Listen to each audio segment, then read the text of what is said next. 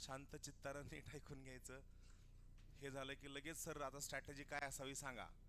हां, मी तर तासभर सांगतो नोट्स नाही काढायचं, परत सर नोट्स काढू का नको.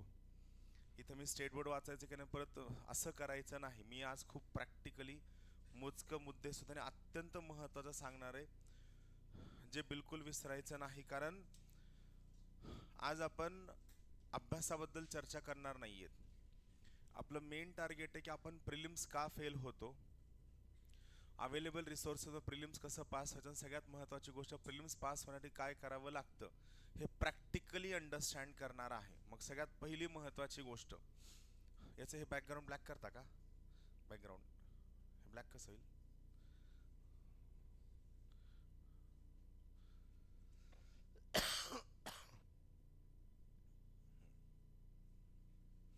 ठीक आहे.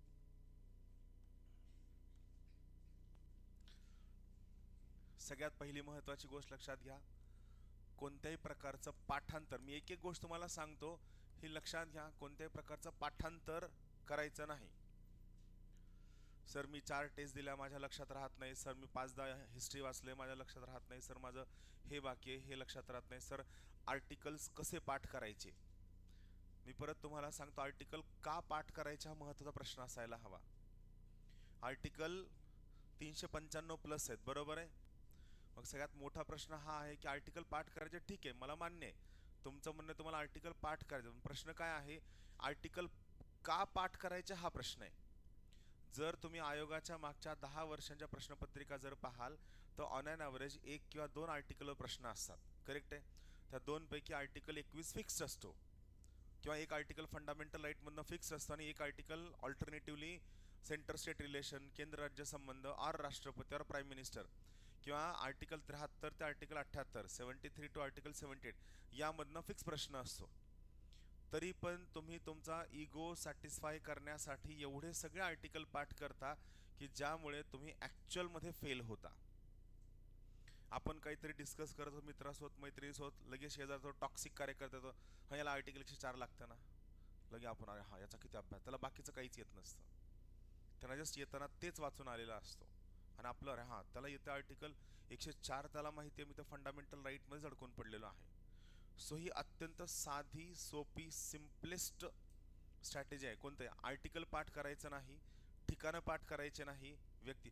परत मी तुम्हाला सांगतो, जे मी सांगतोय हे मार्केटच्या कम्प्लिटली ऑपोजिट आहे, एक्झॅक्टली ऑपोजिट आहे. मग सर मार्केटमधले ते सर ते म्हणतात, मग तुमचं काय म्हणणं आहे, बिलकुल ते काय म्हणतात त्यांचं जाऊन ऐकायचं. मी पास होण्यासाठी मी काय केलं हे मी तुम्हाला सांगतोय, तुम्ही अवेलेबल टाइम पिरियडमध्ये नक्की काय करू शकता हे मी तुम्हाला सांगतोय. बाकीच्या लोकांनी काय केलं याच्याबद्दल मला बिलकुल माहीत नाही, किंवा त्या पद्धतीने तुम्ही कसं पास व्हायचं हे तुमची चॉईस आहे. मी मात्र एवढं सांगू शकतो की या ज्या स्ट्रॅटेजीज मी सांगतोय याच्या आधारावरती फॉर शुअर. कसं असतं, कधी कधी आपण गोष्टी, खूप साधी गोष्ट आहे हो, आपल्याला घरचे उचलतात आणि पाण्यात टाकतात आणि म्हणतात हातपाय मार स्विमिंग शिकण्यासाठी, तोपर्यंत नाकातोंडात पाणी गेलेलं असं गार पाणी आपण वर घेऊन 2-4 शिव्या घालतो की असं कुणी शिकवतं का, करेक्ट आहे. म्हणजे तुम्ही पॅरेंट होता, you do the same thing. का तुम्ही म्हणता का की एक हात समोर असा घ्यायचा परत हात असं यू डू, असं नाही होत ना. So same is the case. फक्त काय ही गोष्ट अंडरस्टँड होण्यासाठी, चेंज होण्यासाठी किंवा वळण्यासाठी you have to spend some small amount of time, correct आहे इथपर्यंत. पहिली महत्वाची गोष्ट, कशाचे पाठांतर करायचं याचा अर्थ लक्षात ठेवायचं नाही का, नाही बिलकुल असं नाहीये. तुम्हाला गोष्टी ऑटोमॅटिकली लक्षात राहणार आहेत. तुम्ही गोष्टी जबरदस्ती लक्षात ठेवण्याचा जर प्रयत्न केला तर सगळ्यात मुख्य नुकसान हे आहे की गोष्टी लक्षात राहणार नाहीत. आणि मला लक्षात का राहत नाही या स्ट्रेस खाली, या टेन्शन खाली तुमचा जो चांगला अभ्यास होतोय हा अभ्यास सुद्धा कॉम्प्रोमाइज होईल आणि पहिल्या दिवसापासून तुम्ही टेन्शनमध्ये अभ्यास कराल, जे मला नकोय. तुमची परीक्षा ज्या तारखेला आहे त्या तारखेच्या 15 दिवस अगोदर तुम्ही लक्ष घ्या, तुम्हाला स्वतःला काहीही कष्ट न घेता 150 आर्टिकल सहज पाठ असतील. आणि मग त्यावेळेस तुम्ही मला अरे काही गरजच नव्हती आर्टिकल पाठ करायची, कारण आर्टिकलवर प्रश्नच येत नाहीत. ही या परीक्षेची ब्युटी आहे. पाठांतर करायचं नाही. दुसरी सगळ्यात महत्त्वाची गोष्ट, कोणत्याही प्रकारचं टार्गेट ठेवायचं नाही. तुम्हाला सगळे आपल्याच क्लासचे सगळे शिक्षक येऊन सांगतील हिस्ट्री एवढ्या दिवसात व्हायला हवं, जिओग्राफी एवढ्या दिवसात व्हायला हवं, हे असं व्हायला हवं, एवढे 50 रिव्हिजन व्हायला हवे. ते त्यांच्या जागेवरती करेक्ट आहेत. आपलं काय आहे, आपल्याला कोणत्याही पद्धतीचं टार्गेट यामुळे नाही ठेवायचं. परत सांगतो, जेव्हा आपण प्रिपरेशन करताना टार्गेट ठेवतो, लास्ट बेंचर्स तुमचं लक्ष ठेवा, लक्ष नाही सांगतोय हां. सो जेव्हा आपण टार्गेट ठेवतो, सगळ्यात मेन नुकसान हे होतं की बघा, दोन गोष्टी आहेत. मी तुम्हाला एक सिंपल सायकोलॉजिकल सांगतो. टार्गेट ठेवण्याचं नुकसान काय. लेटेस्ट तुम्ही टार्गेट ठेवलं की तुम्हाला एखादा टॉपिक 8 दिवसात वाचायचा आहे. 7 दिवस तुमचे झाले, 7 दिवसात तुमचा टॉपिक पर्टिक्युलर लेवलला वाचून झालाय. 1 दिवस बाकी आहे आणि 1 दिवसात तुमच्या लक्षात येतं की सगळं तुमचं वाचून नाही झालंय. मग 8व्या दिवशी तुम्ही काय करता, ते विषयाचे काही पेजेस पळवता. आता जेव्हा तुम्ही काही पेजेस पळवता, सगळ्यात मेन नुकसान हे होतं की सायकोलॉजिकली आपण निगेटिव्हिटीकडे जास्त अट्रॅक्ट होतो. बरोबर आहे. म्हणजे आपण 7 दिवस जो खूप चांगला अभ्यास केलाय, हा आपण कंप्लीट विसरून जातो. आणि 8व्या दिवशी आपण जे टॉपिक पळवलेत, आपण म्हणतो मी अभ्यास केला नाही, मी टॉपिक पळवलेत, मी टॉपिक पळवलेत, मी टॉपिक पळवलेत. आणि मग असं होतं की आपण 7 दिवसाच्या मेहनतीवर जो कॉन्फिडन्स यायला हवा, जे टेम्परामेंट बिल्ड व्हायला हवी, जे तुमचं नॉलेज बिल्ड व्हायला हवं, ते न होता 8व्या दिवशी तुमचं काय चुकलेलं आहे, या चुकलेल्या 8व्या दिवसावरती तुम्ही स्वतःची सायकोलॉजी बनवता आणि हाफ हार्टेड कॉन्फिडन्सनं एक्झामला जाता. 7 दिवस पाण्यात गेले. दुसरी महत्त्वाची गोष्ट, तुम्ही नशीब एवढं वाईट असतं की जे पेजेस तुम्ही पळवता त्यावरतीच प्रश्न येतो आणि पहिल्या 10 मध्येच तो प्रश्न असतो. आणि मग आपल्याला वाटतं की आपण पेजेस का पळवले, हळू वाचायला हवं होतं. सो डोंट, कोणत्याही प्रकारचा टार्गेट ठेवू नका. ऑनेस्टली, प्रामाणिकपणे अभ्यास करणं ही परीक्षा पास होण्याचं सगळ्यात महत्त्वाचं गणित आहे. प्रामाणिकपणा, ऑनेस्टी. कुणासोबत? स्वतःसोबत. कुणाला दाखवण्यासाठी नाही की मी किती अभ्यास करतोय, काय वाचलंय, कसं झालंय. या सगळ्या गोष्टींना, या सगळ्या सिस्टीममध्ये काय आहे, शून्य व्हॅल्यू आहे. प्रामाणिकपणे अभ्यास करणं म्हणजे काय, ज्या लोकांना नोकरी नाहीये, ज्या लोकांना फॅमिली सांभाळायचं नाहीये आणि जी लोक सदाशिव पेठेमध्ये राहतात, दुरून प्रवास करून येत नाहीत, जवळपास रूम आहे, या लोकांनी कंपल्सरी सकाळी 7 वाजल्यापासून ते रात्री 11 वाजेपर्यंत कंपल्सरी अभ्यास करायला हवा, एव्हरी डे विदाऊट फेल. जर तुमची हे करण्याची तयारी असेल, हा हे का करायचं, यापेक्षा कमी अभ्यास केला तरी चालतो, तुम्ही पास व्हाल. पण 7 ते 11 यासाठी अभ्यास करायचा की जर तुम्ही सकाळी 7 ते 11 न चुकता एव्हरीडे विदाऊट फेल अभ्यास केला, एखाद दिवस ब्रेक घेऊन और हाफ डे ब्रेक घेऊन, तर तुमची प्रिलिम्सची मार्कांची मार्जिन कमीत कमी 20 ते 22 मार्कांनी मार्जिन जास्त असणार आहे. आता सध्या काय झालं मी तुम्हाला सांगतो. या मोमेंटला 2024, 25, 26 और 2024 आणि 2025, 23 आपण सोडून देऊया, 24 आणि 25च्या राज्यसेवेची तयारी करणारी मुलांची संख्या खूप जास्त आहे. यांचं रायटिंग चांगलं झालंय, ऑप्शनल प्रिपेअर झालाय, टेस्ट सिरीज देऊन झाली आहे, आन्सर रायटिंग करून झाली आहे, या सगळ्या लोकांचा अभ्यास खूप चांगला झालाय. फक्त इश्यू काय झाला, या लोकांची प्रिलिम्सच चांगली नाहीये. आणि 23च्या अगोदर ऑब्जेक्टिव्ह राज्यसेवेची तयारी करणारे जी लोक आहेत, या लोकांचा ना मेन्सचा अभ्यास झालाय, ना ऑप्शनलचा अभ्यास झालाय, ना एस लिहून काढलेत, ना टेस्ट सिरीज लिहिणार. पण या लोकांनी म्हणजे 23च्या अगोदर ऑब्जेक्टिव्हची तयारी करणाऱ्या लोकांनी मागचे 4 ते 5 वर्ष कंटिन्यू ऑब्जेक्टिव्ह केले, तर त्यांची प्रिलिम्स खूप चांगली आहे. त्यामुळे सध्या हे सगळ्यांनी लक्षात घ्या, सध्या कंडिशन अशी आहे की राज्यसेवेची तयारी करणारा विद्यार्थी प्री क्लिअर होत नाही, बरोबर आहे, आणि राज्यसेवेची तयारी न करणारा विद्यार्थी प्रिलिम्स क्लिअर होतोय किंवा ज्यानं केलेली नाहीये. सो नुकसान असं होतं की ज्यावेळेस मेन्सला आन्सर रायटिंगला आपण जातो, त्यावेळेस आन्सर रायटिंगला there is no competition. Maximum competition कुणाचं आहे, यूपीएससी करणाऱ्या लोकांचं कॉम्पिटिशन. पण परत अगेन सेम गोष्ट आहे, यूपीएससी करणाऱ्या लोकांना राज्यसेवेची फॅक्च्युअल टाईपची प्रिलिम्स रिलेटिव्हली तेवढी चांगली जमत नाही. हे सगळ्यात मुख्यवालं नुकसान आहे. म्हणजे तुमच्या समोर सगळ्यात पहिलं, सगळ्यात महत्त्वाचं हर्डल आहे प्रिलिम्स क्लिअर करणं. म्हणून या ठिकाणी परत तुम्हाला सांगतो, ज्या विद्यार्थ्यांचा 2026चा सिरियसवाला अटेम्प्ट आहे, त्यांनी आजपासून 100% प्रिलिम्सवर फोकस करायचा. सर माझा थोडा ऑप्शनल बाकी आहे, थोडं इथिक्स वाचतो सर, आय आर वाचणं बाकी आहे सर, सोशल जस्टिस थोडंसं वाचून काढू का, हे जर तुम्ही करत बसाल तर मी तुम्हाला सांगतो, परत ना तुमची प्रिलिम्स नीट निघल, ना तुमचा मेन्सचा अभ्यास चांगला होईल. Everything will go in the Wien. So from today onwards 100% focus फक्त कशावर असायला हवा, प्रिलिम्सवर असायला हवा. आजपासनं तुम्ही इथिक्सला पण हात नाही लावायचा, तुमच्या ऑप्शनला पण हात नाही लावायचा आणि कोणत्याही पद्धतीने आजपासून आन्सर रायटिंग सुद्धा करायची नाही. आम्ही आमच्या लेवलला लेक्चर घेत राहणार, पण जर 26चा अटेम्प्ट तुमचा फोकस असेल, सिरियस असेल, आता आणखीन म्हणाल सर एखादा महिना इथिक्स करतो, थोडाफार ऑप्शनल करतो, इथिक्स ऑप्शनल पण तुम्ही काय कराल, हाफ हार्टेडली कराल ते 1-1.5 महिन्यात, प्रिलिम्स पण हाफ हार्टेडली कराल. सगळ्यात मुख्य नुकसान हे होईल, प्रिलिम्स पण चांगली होणार नाही या टाइम पिरियडमध्ये, मेन्स पण चांगली होणार नाही, आणि मग तुम्ही म्हणाल सर मी 3-4 महिने अभ्यास पण केला पण प्री पण क्लिअर होत नाहीये. हां, प्रिलिम्स तुमची समजा कन्सिडर करा 6-7 मार्कांनी राहतीये, पहिला अटेम्प्ट आपण कन्सिडर करू की ठीक आहे, काय हरकत नाहीये, पहिला अटेम्प्ट होता, आणखीन वर्ष पण पूर्ण झालं नव्हतं अभ्यासाला, सो थोडीफार माझी प्रिलिम्स राहते, तो इट इज ओके.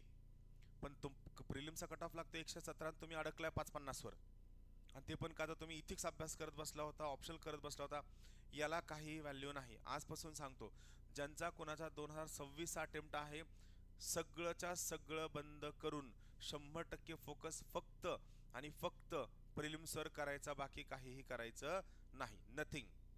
मग टार्गेट ठेवायचं नाही. तिसरी सगळ्यात महत्त्वाची गोष्ट, स्वतःला टेस्ट करायचं नाही. हे तुम्हाला सगळ्यात सुरुवातीला का सांगतोय, कारण पुढची स्ट्रॅटेजी कळण्यासाठी हे सगळ्यात महत्त्वाचं आहे.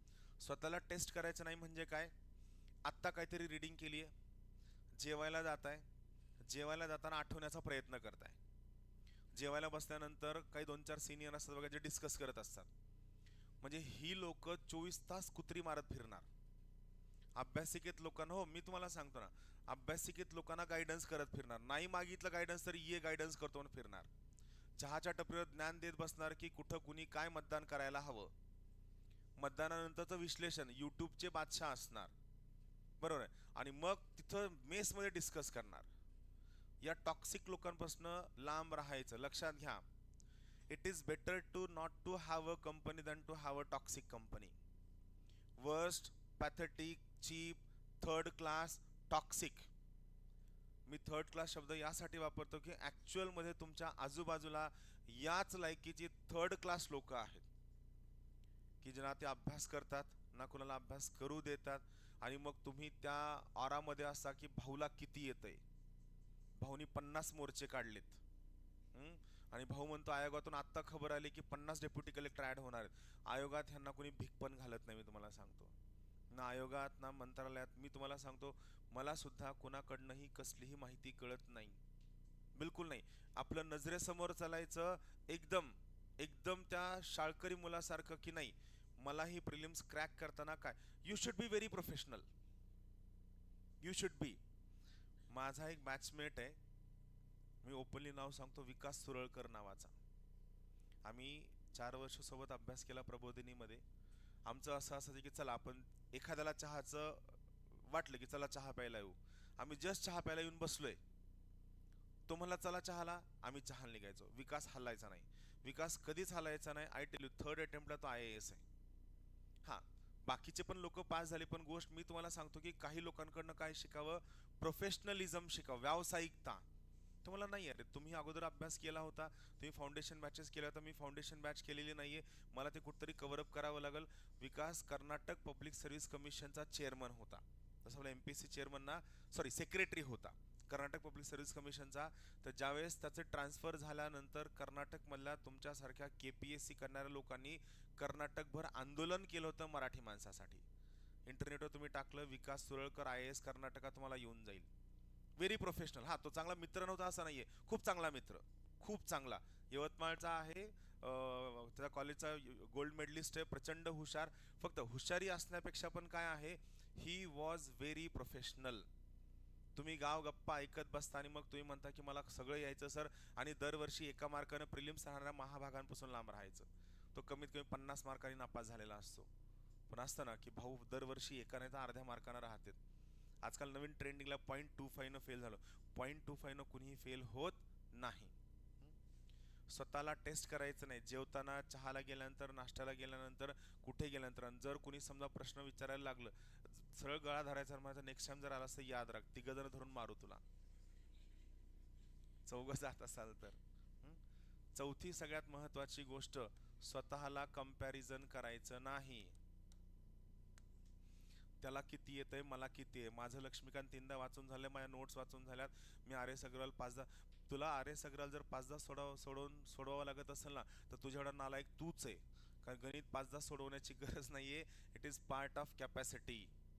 स्वतःला कुणासोबतही कम्पेअर करायचं नाही. ही परीक्षा टक्केवारीची नाही.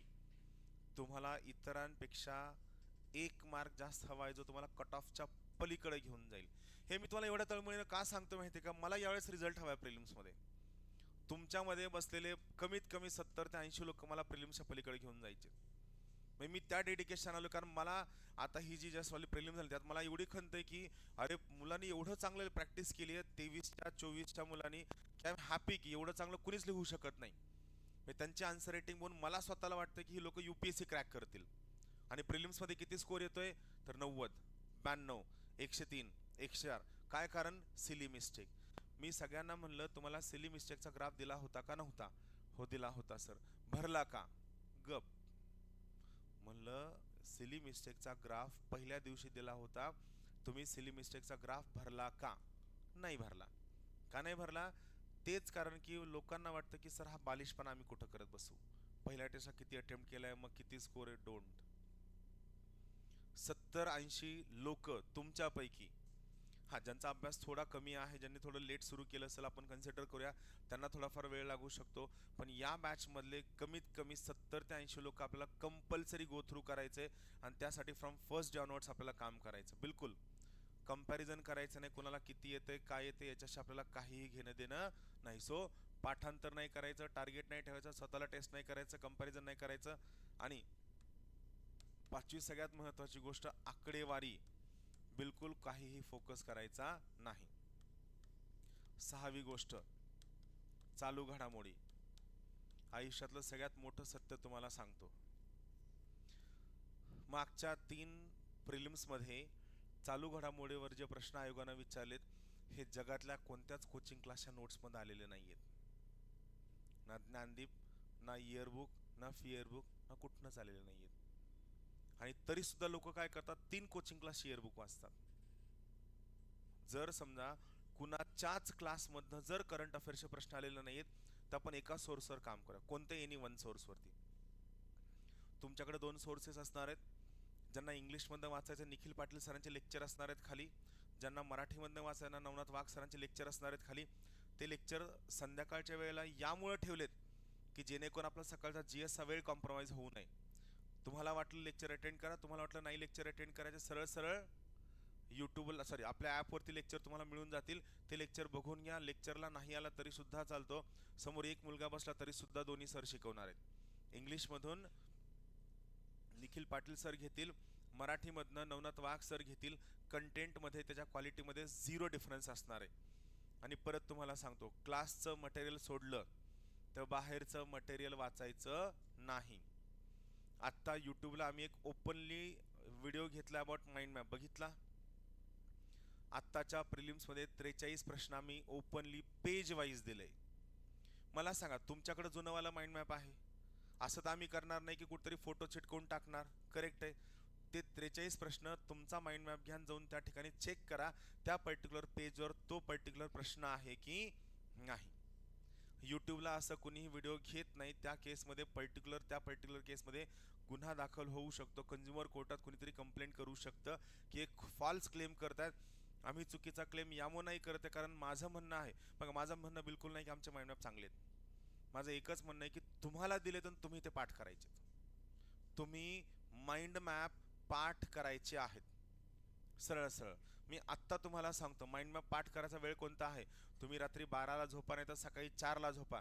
मी तुम्हाला सगळ्यांना सांगतो, सकाळी कंपल्सरी 6:30 ते 7 या अर्ध्या तासामध्ये सकाळी उठून माइंड मॅपचे 2 पानं न चुकता वाचायचे एव्हरीडे. ज्याला बाकी इतर वेळी काय हरकत नाही. माइंड मॅप हा एवढा कॉन्सॉलिडेटेड डेटा आहे, म्हणजे तुम्हाला सकाळी हां, म्हणजे थोडक्यात माझं काय म्हणणं आहे की तुमचं आवरल्यानंतर फ्रेश झाल्यानंतर तुमच्या दिवसाच्या अभ्यासात सगळ्यात फर्स्ट हाफ आहे, सगळ्यात पहिल्या अर्ध्या तासात, त्या पहिल्या अर्ध्या तासामध्ये माइंड मॅपचे न चुकता 2, 3, 4 जशी तुमचं कॉम्प्रिहेन्शन त्या ठिकाणी वाचायचं. परत पोरांचा प्रश्न, याच्या नोट्स काढायच्या का? Mind map itself is a notes. आपण इथं कारकुनी करायला आलेलो नाही. मी तुम्हाला परत सांगतो, नोट्स कसं आहे, नोट्स काढणं हे तुमच्या डाएटमधल्या कार्बोहायड्रेट सारखं आहे. तो असतो ना, नान, बटर गार्लिक नान, अच्छा वाला फीलिंग, बॉइल्ड काय सोयाबीन खा म्हणलं की नाही, नको नको. मग तर बटर गार्लिक नान परत तुम्हाला 40 वर्षानंतर शुगर, बीपी, डायबिटीज सगळं देतं आणि then you fail. Same is the case. हे जे आहे 6:30 ते 7 अत्यंत महत्वाचे, अत्यंत क्रुशल आहे. एनी टाइम समजा तुम्ही 9 वाजता उठणारे असाल, उठलात, थोडं 10-15 मिनिट एक्सरसाइज केली, प्राणायाम काहीतरी वाटलं तर केलं, फ्रेश झाला. फ्रेश झाल्यानंतर सगळ्यात अभ्यासाचा पहिली सुरुवात कशाने व्हावी? अर्धा तास माइंड मॅप न व्हावी. परत सर कोणतं सुरुवातीला वाचू? जे वाटेल ते वाच. पहिल्या पानापासून दुसरं नाही, ज्या पानापासून ज्या पेजपासून तुला वाटतं आपलं टार्गेट आहे, आपल्याला माइंड मॅप पाठ करायचा आहे. सो ज्या पानावरनं जे पेजेस जसं वाटतं तसं वाच, काही बंधन नाही. हा फक्त काय ठेवायचं, टिक करून ठेवायचं, माझे एवढे पेजेस झाले, एवढे पेजेस झाले, एवढे पेजेस झाले, एवढं फक्त टिक करून ठेवायचं, बाकी काही करायचं नाही. एव्हरी डे न चुकता माइंड मॅप वाचायचं. मी तुम्हाला सांगतो तुमच्या प्रिपरेशनचे मिनिमम 40% क्वेश्चन त्या सिंगल 6 माइंड मॅपमधनं येणार आहेत, करंट अफेअर्स सोडलं तर. म्हणजे टेक्निकली जर आपण जर करंट अफेअर्सचा विचार केला, करंट अफेअर्सचे 20 एक प्रश्न जर बाजूला काढले, तर 80 पैकी 43 म्हणजे मोर दॅन 50% क्वेश्चन्स हे तुमचे फक्त त्या माइंड मॅपमधनं येतात, फक्त माइंड मॅपमधनं. हा, याचा अर्थ माइंड मॅपमध्ये वेगळा डेटा असा बिलकुल नाही. माइंड मॅपमध्ये सगळा सेम वाला डेटा आहे, फक्त डेटा प्रिलिम्सच्या पर्स्पेक्टिव्हनं त्या ठिकाणी ॲट वन प्लेस ऑर्गनाइज करून दिलाय, जो तुमच्या गरजेचा आहे. क्लिअर? सो ही सगळ्यात पहिली महत्त्वाची गोष्ट. पाठांतर, टार्गेट, स्वतःला टेस्ट नाही करायचं, कंपॅरिझन नाही करायचं, आकडेवारी नाही करायची. करंट अफेअर्सवर फोकस करताना फक्त आपल्या क्लासच्याच, आणि परत सांगतो बाकीच्या क्लासचा करंट अफेअर्स घ्यायचा का नाही यासाठी मला फोन पण नाही करायचा. आम्ही फॅकल्टीला पण सांगून ठेवणार आहे की बिलकुल यांचे फोन एंटरटेन करू नका, ही झेरॉक्स घ्यायची का, ती झेरॉक्स घ्यायची का, आणि करणार सुद्धा नाही. स्ट्रिक्ट आहे मी, माझं टार्गेट क्लिअर आहे. 70 ते 80 लोक इथून जर प्रिलिम्स मला क्लिअर करायचे असेल तर मला काही गोष्टीवर रेस्ट्रिक्शन लावावं लागणार आहे. सो कोणतं वाचायचं नाही, क्लासच्या मिळणाऱ्या नोट्स आणि क्लासचे व्हिडिओ सोडून अक्षरही करायचं नाही. नवनाथ वाघ सर ज्या लेवलला मेहनत घेतात याचा तुम्ही विचार सुद्धा करू शकत नाही. तुम्हाला रोज न चुकता यूट्यूबला लाईव्ह घेतो, रोज न चुकता. लातूरला शुक्रवार शनिवार रविवार प्रवास करायचा असून सुद्धा तो माणूस एव्हरी डे आणि रोजचं करंट अफेअर्स काढणं, ते पण कंबाईनसाठी इकॉनॉमिक्सचे 2 लेक्चर घेऊन, याला तुम्हाला सांगतो, याला आपण म्हणतो याला डेअरिंग लागते, एवढा वेळ त्यात इन्व्हेस्ट करायला. म्हणून सांगतो की ज्या लोकांकडे कन्व्हिक्शन आहे, ज्या लोकांकडे डेअरिंग आहे, त्यांचा कंटेंट हा एक्सलंट असतो, सगळ्यात बेस्ट असतो. आता महत्त्वाची गोष्ट, आपण हे सगळं झाल्यानंतर आणखीन काय लक्षात ठेवायचं? ओव्हर रीडिंग करायची नाही, ओव्हर स्टडिंग करायची नाही. बघा हे काही पॉईंट लक्षात घ्या. ओव्हर रीडिंग करायची नाही म्हणजे एकाच विषयाला 4 पुस्तकं वाचताय, 2 झेरॉक्स वाचताय, एक रेफरन्स वाचताय आणि मग त्या ठिकाणी PhD होल्डर होत आहे. आपल्या क्लासमध्ये दिल्या जाणाऱ्या हँडआउट आणि नोट सोडलं तर बाकी अक्षरही वाचायचं नाही. परत तुम्हाला सांगतो, ज्या ठिकाणी बाहेरचं वाचायचं तेवढं फॅकल्टी तुम्हाला तेवढं रिस्पेक्टिव्हली सांगेल, बट अदरवाईज काही वाच. ओव्हर रीडिंग करायची नाही. दुसरी महत्त्वाची गोष्ट, ओव्हर स्टडिंग करायची नाही. ओव्हर स्टडिंग साधा कॉन्सेप्ट आहे. तुम्ही आज 4 तास असेल, 5व्या तासात तुम्हाला कळणं बंद झालंय, पण तरी पण तुम्ही इगो सॅटिस्फाय करण्यासाठी वर्गात कंटिन्यू बसवून आहेत. कळणं बंद झालं तरी तुम्ही बसा, बिलकुल करायचं नाही. तिसरी सगळ्यात महत्त्वाची गोष्ट, ओव्हर ॲनालिसिस करायचा नाही. ओव्हर ॲनालिसिस करायचा नाही. सर स्टेट बोर्ड वाचू का? हा वाचा. नवं वाचू का जुनं वाचू? आपलं वाचू का तामिळनाडूचं वाचू? नोट्स काढू का नको काढू? किती वेळात वाचू? किती टार्गेट ठेवू? सर किती वेळा वाचून व्हायला हवं? अरे बास,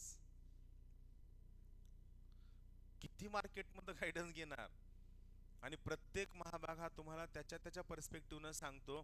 तुम्ही तर फीस पे केली आहे ना, आणि मी तुम्हाला ओपनली सांगतो की माझ्या आयुष्यात माझ्या प्रिलिम्समध्ये कट ऑफ पेक्षा कधीही मिनिमम 30 मार्कांची मार्जिन होती. ज्ञान प्रबोधिनीमधल्या माझ्या सगळ्या बॅचमेटला जाऊन भेटायचं. तुमच्या महाराष्ट्रात सध्या 8 ते 9 कलेक्टर जे माझे बॅचमेट आहेत, 10-12 IPS जे आम्ही सोबत तयारी केलेली आहे, सगळ्यांना विचारायचं की माझा प्रिलिम्सचा स्कोर कसा होता. माझा म्हणजे आमच्या सगळ्यांचा. हे तुम्हाला का सांगतो, यामागचं रिझन असं आहे की मी कधीही नोट्स काढल्या नाही, कधीही ओव्हर ॲनालिसिस केलं नाही. एक सोर्स घेतला, पहिल्या UPSC प्रिलिम्सचा वाजीरामचे येल्लो बुकलेट यायचे दिल्लीच्या, येल्लो बुकलेट आहे का येल्लो बुकलेट, बाकी काहीच वाचलं नाही, काहीही नाही. ठरवलं होतं एवढं वाचायचं म्हणजे एवढं वाचायचं, अक्षरशः ते पानं जीर्ण होऊन फक्त ते चुरगळायचे बाकी होते, and I got very good score. माझ्याकडं ती कॉन्व्हिक्शन आहे, ऑथॉरिटी आहे, म्हणून तुम्हाला सांगतोय. बिलकुल ओव्हर ॲनालिसिस करायचा नाही. चौथी महत्वाची गोष्ट, ओव्हर गायडन्स घ्यायचा नाही. ओव्हर गायडन्स घ्यायचा नाही. साधा कॉन्सेप्ट आहे. उठलाय, मला एकदा विचारलंय, रमेश सरांनी एकदा विचारलंय, मोहन सरांना विचारलंय, मग त्याच्यानंतर परत आणखीन वैभव सर आले. होय वैभव सर, खरं आहे का, असंच करायला पाहिजे का?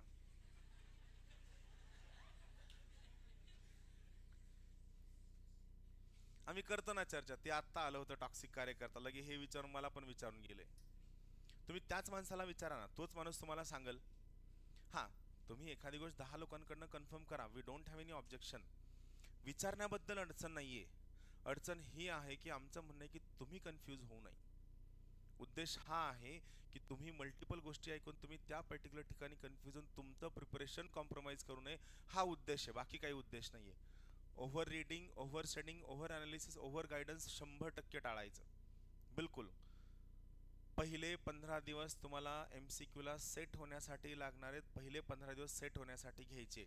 सगळ्यात महत्त्वाची गोष्ट, एक छोटीशी डायरी रोज सोबत कॅरी करायची. डायरी कॅरी करायची, मोठा रजिस्टर कॅरी नाही करायची, छोटीशी डायरी.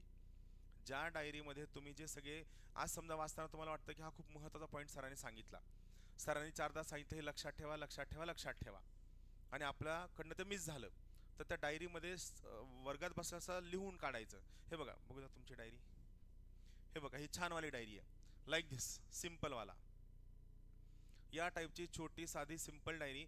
ज्या डायरीत तुम्हाला काय वाटतंय, मी रात्री घरी गेल्यानंतर जर काही रिवाईज करायचं असेल, तर या टाईपची छोटीशी डायरी. वर्गात तुमचं नोटबुक आहे, शेजारी तुम्हाला हँडआउट दिलेलं आहे, त्यात तुम्ही लिहिताना, हे लिहिताना सर सांगतात की हे पाठ करा रे, हे महत्त्वाचं, यावरनं प्रश्न येतो रे, लिहून काढायचं. किंवा सरांनी एखादं आयडिया सांगितली, एखादी ट्रिक सांगितली, तर ते त्या ठिकाणी काय करायचं, लिहून काढायचं. आपल्याकडं ते त्या ठिकाणी असायला हवं.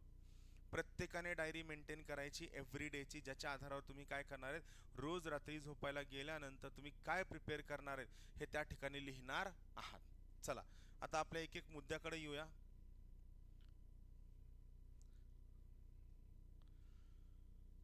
हां, तुम्हाला हे पुस्तक दिलंय, मराठीमधलं आहे.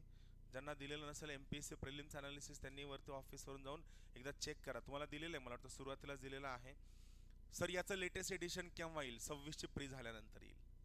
राईट. नवं वाचू का जुनं वाचू, तेच आहे. फक्त काय आहे, आपण आपल्या अभ्यासाला विनाकारण चुकीच्या पद्धतीने ग्लोरीफाय करतो, जे आपल्याला परवडणार, ज्याची आवश्यकताच नाहीये, हे माझं म्हणणं आहे. हे पुस्तक कॅरी करायचं. आम्ही तुमचा आणखीन एक वर्कलोड कमी करतोय. टॉपिकचं जे high scoring, medium scoring, low scoring आहे, आम्ही तुम्हाला प्रोव्हाइड करतोय. उद्या तुम्हाला क्लासमध्ये आल्यानंतर एक सेल्फ अनालिसिस शीटची स्पायरल मिळेल. याच्यासोबतच तुम्हाला आणखीन एक सांगतो, हे सगळ्यांना कंपल्सरी आहे. सगळ्यांना एक तुम्हाला सेल्फ ॲनालिसिस शीट, याची तुम्हाला स्पायरल मिळेल. एक नोट आहे 30-35 पानांची. याच्यानंतर कधीही प्रिलिम्सचा गायडन्स घ्यायला जर यायचं असेल, तर ही शीट तुमची जर भरलेली असेल तरच भेटायला यायचं, अन्यथा भेटायला यायचं नाही. रिझन सांगतो. प्रत्येक वेळी असं होतं की जे सिन्सिअर, ऑनेस्ट आणि खूप चांगले प्रामाणिक विद्यार्थी आहेत, जे सांगितलेल्या सगळ्या गोष्टी फॉलो करतात, ते कधीतरी भेटायला येतात. आणि या गोष्टी फॉलो न करता यूट्यूबवर किंवा टपरीवरचं गायडन्स घेणारी खूप सगळे मुलं असतात. सर येऊ का भेटायला, सर येऊ का भेटायला, तुझं काय वाचून झालंय, किती व्हिडिओज बघितले तू, त्या ठिकाणी ॲनालिसिस, हे सगळं त्यांनी काही केलेलं नसतं. आणि सर मग स्ट्रॅटेजी सांगा. बिलकुल, मी तुम्हाला सांगतो, जे ॲनालिसिस शीट तुम्हाला दिलं जाईल, हे ॲनालिसिस शीट भरणं प्रत्येकाला कंपल्शन आहे. प्रत्येकाला. मला हाऊस नाही आली की झेरॉक्सवर पैसे खर्च करायचे, पण मला माहिती आहे की जोपर्यंत तुम्ही स्वतःच्या प्रिपरेशनला ट्रॅक करत नाहीत, तुमच्या प्रिपरेशनचं डॉक्युमेंटेशन करत नाहीत, तोपर्यंत तुम्हाला रिझल्ट येत नाही. सेल्फ ॲनालिसिस शीट आहे, ज्यात सगळ्या गोष्टी एका ठिकाणी मांडलेल्या असेल. तुम्ही त्या पर्टिक्युलर टॉपिकला व्हिडिओ बघितलाय का, लेक्चर अटेंड केलंय का, प्रामाणिकपणे भरायचं. आणि आम्ही स्वतः त्या ठिकाणी काय केलं, सगळ्या टॉपिकचं आम्ही तुम्हाला क्लासिफिकेशन करून दिलेलं आहे. High scoring topic, medium scoring topic, low scoring topic. म्हणून आता परत आणखीन कोणाकडे जाऊन सर मला ॲनालिसिस करायचं कसं करू, ॲनालिसिस करून दिलंय ना, हातात रेडीमेड दिलंय, लिहून दिलंय, तरी तुम्हाला ॲनालिसिस का करायचंय, हा मोठा प्रश्न आहे. जर रेडीमेड हातात ॲनालिसिस करून दिलेलं असेल, तर वाय वेस्ट युअर टाईम. जो वेळ तुम्ही तुमचा ॲनालिसिस करण्यावरती वेस्ट करणार होतात, तो वेळ तुम्ही ते टॉपिक रीडिंग करण्यात पुन्हा पुन्हा यूज करा, तुम्हाला जास्त फायदा होईल. क्लिअर ही गोष्ट. ॲनालिसिस तुम्हाला दोन गोष्टीचं सेल्फ ॲनालिसिस शीट मिळेल उद्या, ती न चुकता भरायची. दुसरी महत्त्वाची गोष्ट, तुम्हाला प्रिलिम्स ॲनालिसिस पुस्तक दिलंय, हे न चुकता वाचायचं अत्यंत महत्त्वाचं आहे. हे पुस्तक कसं वाचायचं, तर साधा सिंपल कॉन्सेप्ट आहे. आज समजा सरांचं हिस्ट्रीचं लेक्चर होतं, बरोबर आहे, एखादा पर्टिक्युलर टॉपिक असेल, तुम्हाला पुस्तक दिलंय, मला सांगा तुम्ही PYQ वाचून किती लोक आला होतात आज? बघा, ऑलमोस्ट फक्त 8 ते 9 लोक. सो ही 9 लोक तुमच्यापेक्षा रेसमध्ये समोर आहेत, की आज जे सर शिकवणार आहेत. आणि महत्त्वाची गोष्ट काय, की कोऑर्डिनेटरला सांगायची गरज नाही, सरांना तुम्ही विचारू शकता. इव्हन मी पण सरांना इन्स्ट्रक्शन देऊन ठेवतो, की उद्या काय टॉपिक शिकवणार आहेत ते सरांनी सांगावं. आणि नॉर्मली काय, की आम्ही सगळ्या टेस्ट ॲडव्हान्समध्ये तयार करून ठेवल्यात, बरोबर आहे. त्यामुळे असं आहे की कोणत्या दिवशी कोणते टॉपिक होणार आहेत हे आमच्याकडे ॲडव्हान्समध्ये तयार आहे. मग तुमचं काम काय आहे, तुमचं काम आहे की उद्या जर सर हे टॉपिक शिकवणार आहेत, तर मी काय करतो, PYQ वाचून येतो, सोडवून नाही. PYQ मी कसा येतो, ते PYQ मी रीड करून येतो. कोणत्या टॉपिकवर आलाय, तो टॉपिक हाय स्कोरिंग आहे का, तो टॉपिक मीडियम स्कोरिंग आहे का, तो टॉपिक लो स्कोरिंग आहे का, मी ते बघून येतो. लक्षात घ्या, ही परीक्षा अभ्यासाची नाहीये, ही परीक्षा टेम्परामेंटची आहे. टेम्परामेंट म्हणजे जर तुम्हाला वाटत असेल की मी एवढे पुस्तकं, एवढे सब्जेक्ट, एवढं सगळं वाचून जर क्लिअर होईल, then you are on wrong track. 100%. आपल्याला 125 क्रॉस करायचे जर पेपर अवघड आला तर. आणि जर पेपर सोपा आला, आपल्या 135 क्रॉस करायचं. 135 आपलं टार्गेट आहे. सोपा पेपर आला, बाकी कुणाला किती पडते आपल्याला घेणं देणं नाही, आपलं कॉम्पिटिशन स्वतःसोबत आहे. जर पेपर सोपा आला 135 क्रॉस करायचे, जर पेपर अवघड आला 125 क्रॉस करायचे. कारण आपल्याला ही क्लॅरिटी आहे की आपण जर या लेवलला प्रिलिम्स मार्जिन जर क्लिअर होणार असू, तर आपल्याला रिझल्ट हवा आहे, म्हणजे हवा आहे, म्हणजे हवा आहे, कुछ भी हो जाए. मग हे जे प्रिलिम्स ॲनालिसिस पुस्तक आहे, फोल्डर घ्यायचं, 10 रुपयाचे प्लास्टिकचे फोल्डर येतात, याचे तुकडे करायचे. तुकडे करून काय करायचं, हाय स्कोरिंग टॉपिक एका बाजूला, मीडियम स्कोरिंग टॉपिक एका फाईलमध्ये, लो स्कोरिंग टॉपिक एका फाईलमध्ये. मग उद्या सर जे शिकवणार आहेत, लेटेस्ट आज समजा सरांचा काय टॉपिक होता, तुमची टेस्ट आहे, किती मार्कांची टेस्ट आहे, 50 मार्कांची टेस्ट आहे, करेक्ट आहे. सो 50 मार्कांची टेस्ट नॉर्मली आम्ही कन्सिडर करतो तुम्हाला 40 मिनटं लागतील, पण मला माहिती आहे 50 मार्कांची टेस्ट तुमची 30 मिनटात सोडून होते. 30 मिनिटामध्ये ती टेस्ट सोडून झाल्यानंतर तुम्ही अर्धा तास रोज ब्रेक घेणार आहेत का, नाही घे, इथंच बसणार आहेत. मग जर तुम्ही इथंच बसणार असाल, तर त्या पर्टिक्युलर केसमध्ये त्या ॲनालिसिसच्या पुस्तकामधले PYQ इथं बसल्यानंतर का नको वाचायला, वेळ आहे ना आपल्याकडं. 1 तास शिकवलंय, 30 मिनिटात टेस्ट सोडून झाली, 1.5 आवर, 20 मिनिटं रिलॅक्स होण्यासाठी खूप झाले, मोर दॅन सफिशियंट. 10 मिनिटात आपण काय करूया, PYQ वाचूया, प्रिव्हियस इयर्स क्वेश्चन. मग बघा, माइंड मॅपमधनं जवळपास 43 क्वेश्चन. आणि मी तुम्हाला परत एकदा सांगतो की 10% प्रश्न हे दरवर्षी PYQ मधनं रिपीट होतात, डिरेक्टली ऑर इनडिरेक्टली. 10% प्रश्न दरवर्षी रिपीट होतात, डिरेक्टली ऑर इनडिरेक्टली. म्हणजे तुम्ही जर 10% प्रश्न जर तुमचे करेक्ट आले, म्हणजे चुकले नाही, सिली मिस्टेक झाल्या नाही, तर मला सांगा सध्या निगेटिव्ह किती, 1/3 आहे का 1/4 आहे? 1/4 आहे. MPSCला जरी 1/4 असलं तरी UPSCला 1/3 आहे. आणि आपण सगळी लोक UPSC प्रिलिम्स देणार आहोत, म्हणून लक्षात घ्या 1/3 मायनस आहे, निगेटिव्ह आहे, हा विचार करून अभ्यास करायचं. समजा तुमचे 10 करेक्ट आले तर तुमचे निगेटिव्हचे 3 वाचतील, करेक्ट आहे. कारण तुमचे 10 चुकले असते तर निगेटिव्हचे 3 सुद्धा गेले असते. 10 + 3 13, 13 दोन्ही 26. विचार करा, 26 मार्क, 100 ते 126. जर तुमचे 26 कमी आले तुम्ही 100 येणार आहात, जर तुमचे 26 वाढले तुम्ही 126 वर पोहोचणार आहात. 10 प्रश्न किती मोठा डिफरन्स करतात, तुमचं अख्खं वर्ष वाचवतात, कंप्लीट 1 इयर. ही क्लॅरिटी खूप जास्त गरजेची आहे, हे आपल्याला कळलं गोष्ट. हां, सगळ्यात महत्त्वाची गोष्ट, लोड घेऊन अभ्यास करायचा नाही, एकदम चिल माइंड, एकदम थंड डोक्यानं. नाही कळलं चल बाजूला निघ, नाही कळलं चल बाजूला निघ, नाही कळलं चल बाजूला निघ. मी तुम्हाला सांगू, कुरुपामधला काटा काढताना डायरेक्ट तुम्हाला सर काट्यावरच घाव घालतो, तर तुमचा पाय अख्खा गँग्रीन सारखा दुखल. बाजूनं बाजूनं बाजूनं टोकरत चालावं लागतं, त्याच्यानंतर काटा वर येतो. हे आयुष्यातील सगळ्यात मोठं वास्तव आहे.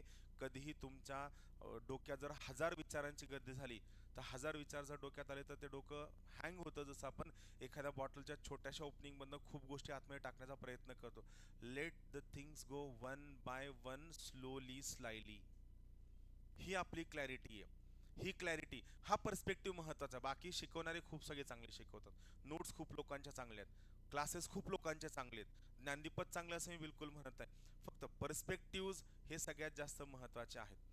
हे पुस्तक उद्यापासून लक्षात ठेवा. आयदर अख्खं पुस्तक कॅरी करायचं, पुस्तक कॅरी करायचं तर तुकडे करायचे आपल्या सोयीनं, ते तुकडे आणि ते पेजेस न चुकता कॅरी करायचे. पण लक्षात घ्या, तुम्हाला 1 मिनिट जरी मिळाला, हे का सांगतोय, सगळ्यात मुख्य कारण तुम्हाला सांगतोय. नॉर्मली जर तुम्हाला समजा एखादं सिंगल पेज वाचायचं असेल, तर सिंगल पेज वाचायला तुम्हाला कॉन्सन्ट्रेशन लागतं 8 ते 10 मिनिटांचं, बरोबर आहे. पण सिंगल MCQ वाचायला तुम्हाला कॉन्सन्ट्रेशन लागतो फक्त 1 मिनिटाचा. आणि इथं एवढा गडबड गोंधळ असतो, एवढा दांगडदिंगा असतो, की आपण एवढे चांगल्या गप्पा चाललेल्या असतात की या ठिकाणी 8 ते 10 मिनिटाचं फॅकल्टी आल्याशिवाय कॉन्सन्ट्रेशन मिळणं रिलेटिव्हली डिफिकल्ट आहे. मग जर हे रिलेटिव्हली डिफिकल्ट असेल तर आपण मग 10 मिनिटापेक्षा आपण काय करूया, 1 मिनिटाच्या कॉन्सन्ट्रेशनवरती फोकस करूया. कशासाठी फोकस करूया, 1 मिनिटाच्या कॉन्सन्ट्रेशनसाठी फोकस करूया. सो त्या पर्स्पेक्टिव्हनं जर आपण जाऊ तर आपल्याला सगळ्यात मेजर बेनिफिट त्या ठिकाणी होतो. क्लिअर. सो पुस्तक ह्याच्यावर फोकस करायचं.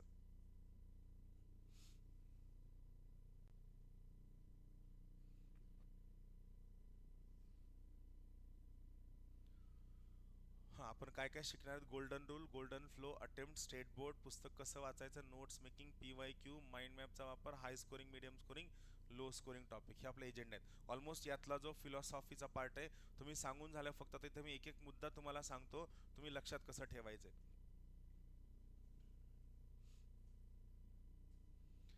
गोल्डन रूल सगळ्यात सिंपलवाला गोल्डन रूल आहे. जर दिवसात 10 तास अभ्यास करत असाल तर 10 तासापैकी 80% वेळ हा तुम्ही रीडिंगला द्यायचा, बाकीचा 20% वेळ हा तुम्ही MCQच्या प्रॅक्टिसला द्यायचा एव्हरी डे आजपासनं. ऑलरेडी तुम्ही आज तुमच्या सुरुवात झाली, किती MCQ सोडवलेत, तुमची टेस्ट झाली ना.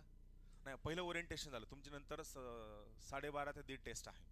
11:30 ते 12:30 लेक्चर. मी 11लाच बंद करणार. जे काही उरलेला पोर्शन असेल परत येऊन शिकवणार आहे, कारण आपल्याला टेम्पो डिस्टर्ब नाही करायचा आहे. सो महत्त्वाची गोष्ट, गोल्डन रूल, दिवसात जर 10 तास अभ्यास करत असाल तर 10 तासापैकी 80% वेळ रीडिंगला, 20% वेळ कंपल्सरी MCQच्या प्रॅक्टिसला.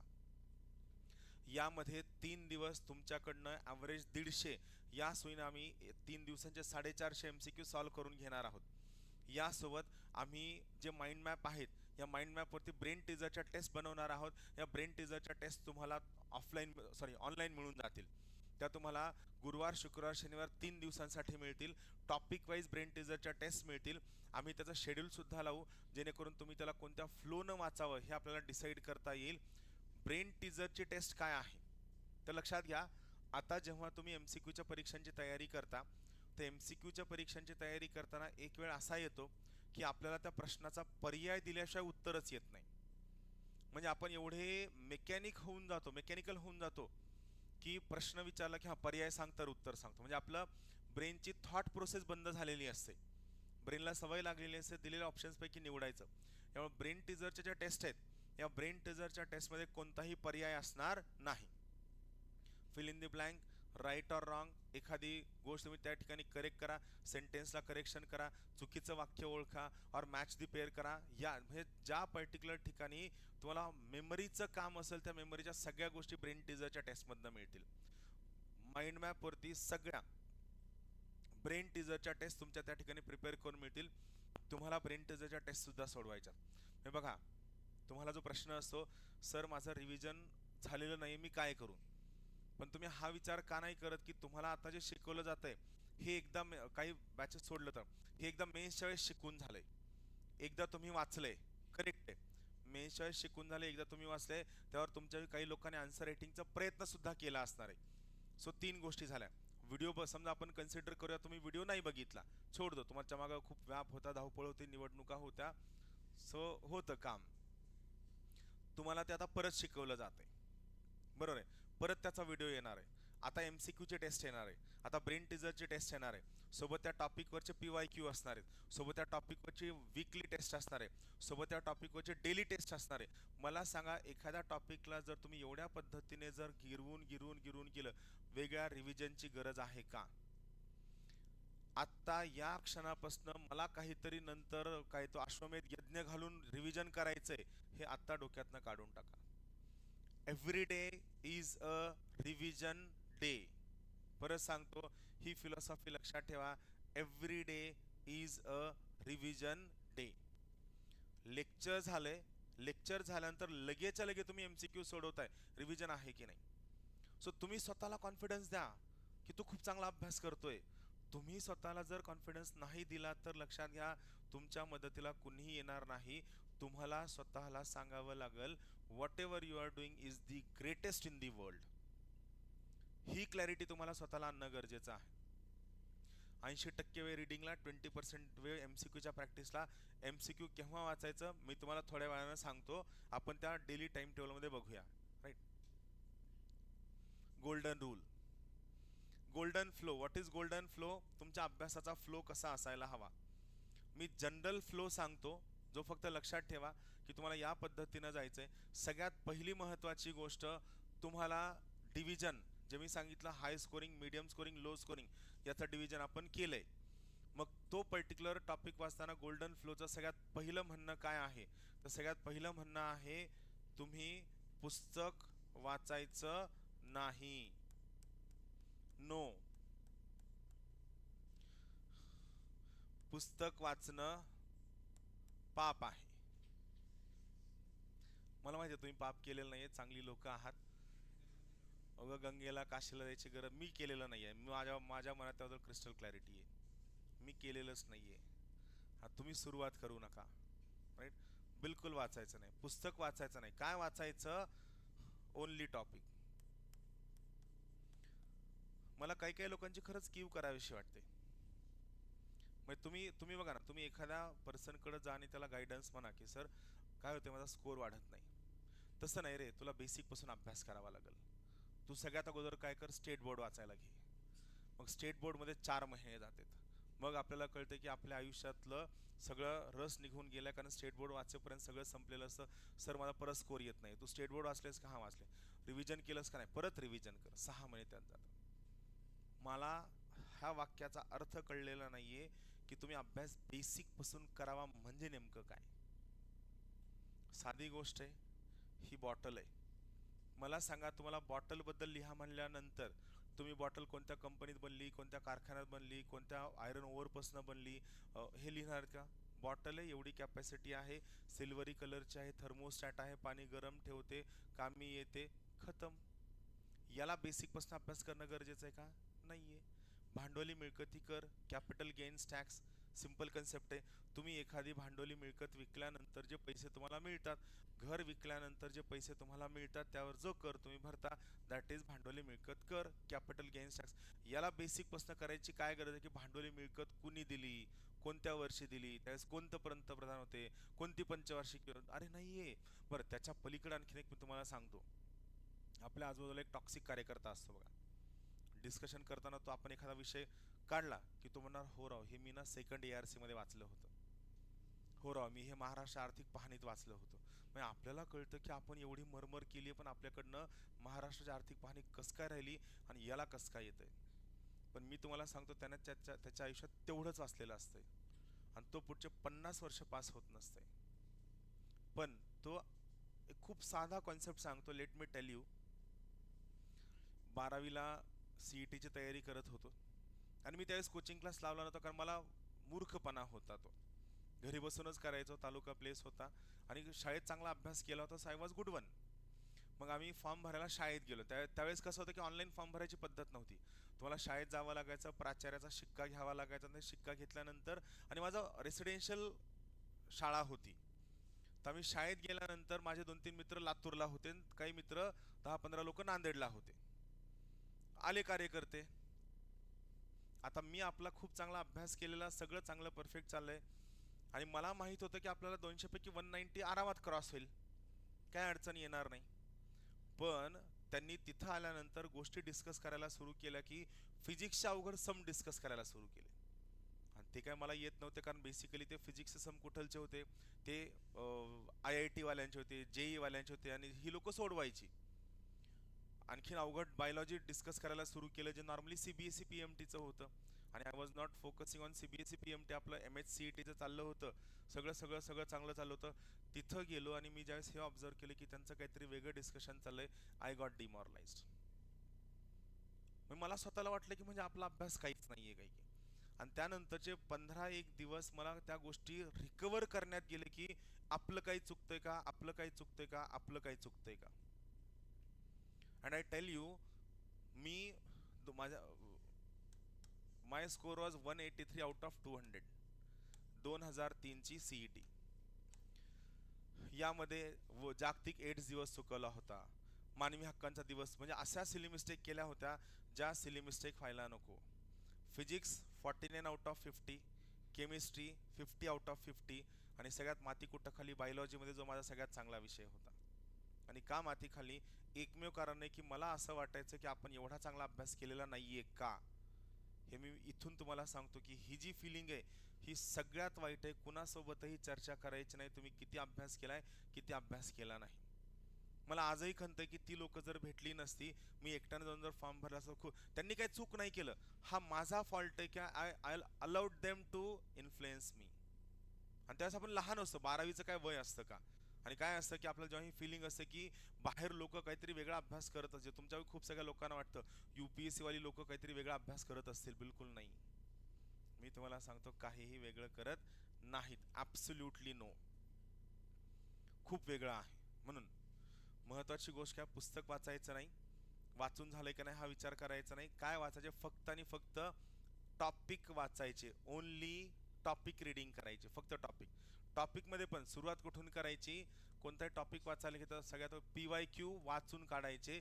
PYQ वाचताना हायलायटर सोबत घ्यायचा, आणि कोणत्या टॉपिकवर PYQ आलाय त्या टॉपिकला हायलाइट करायचं.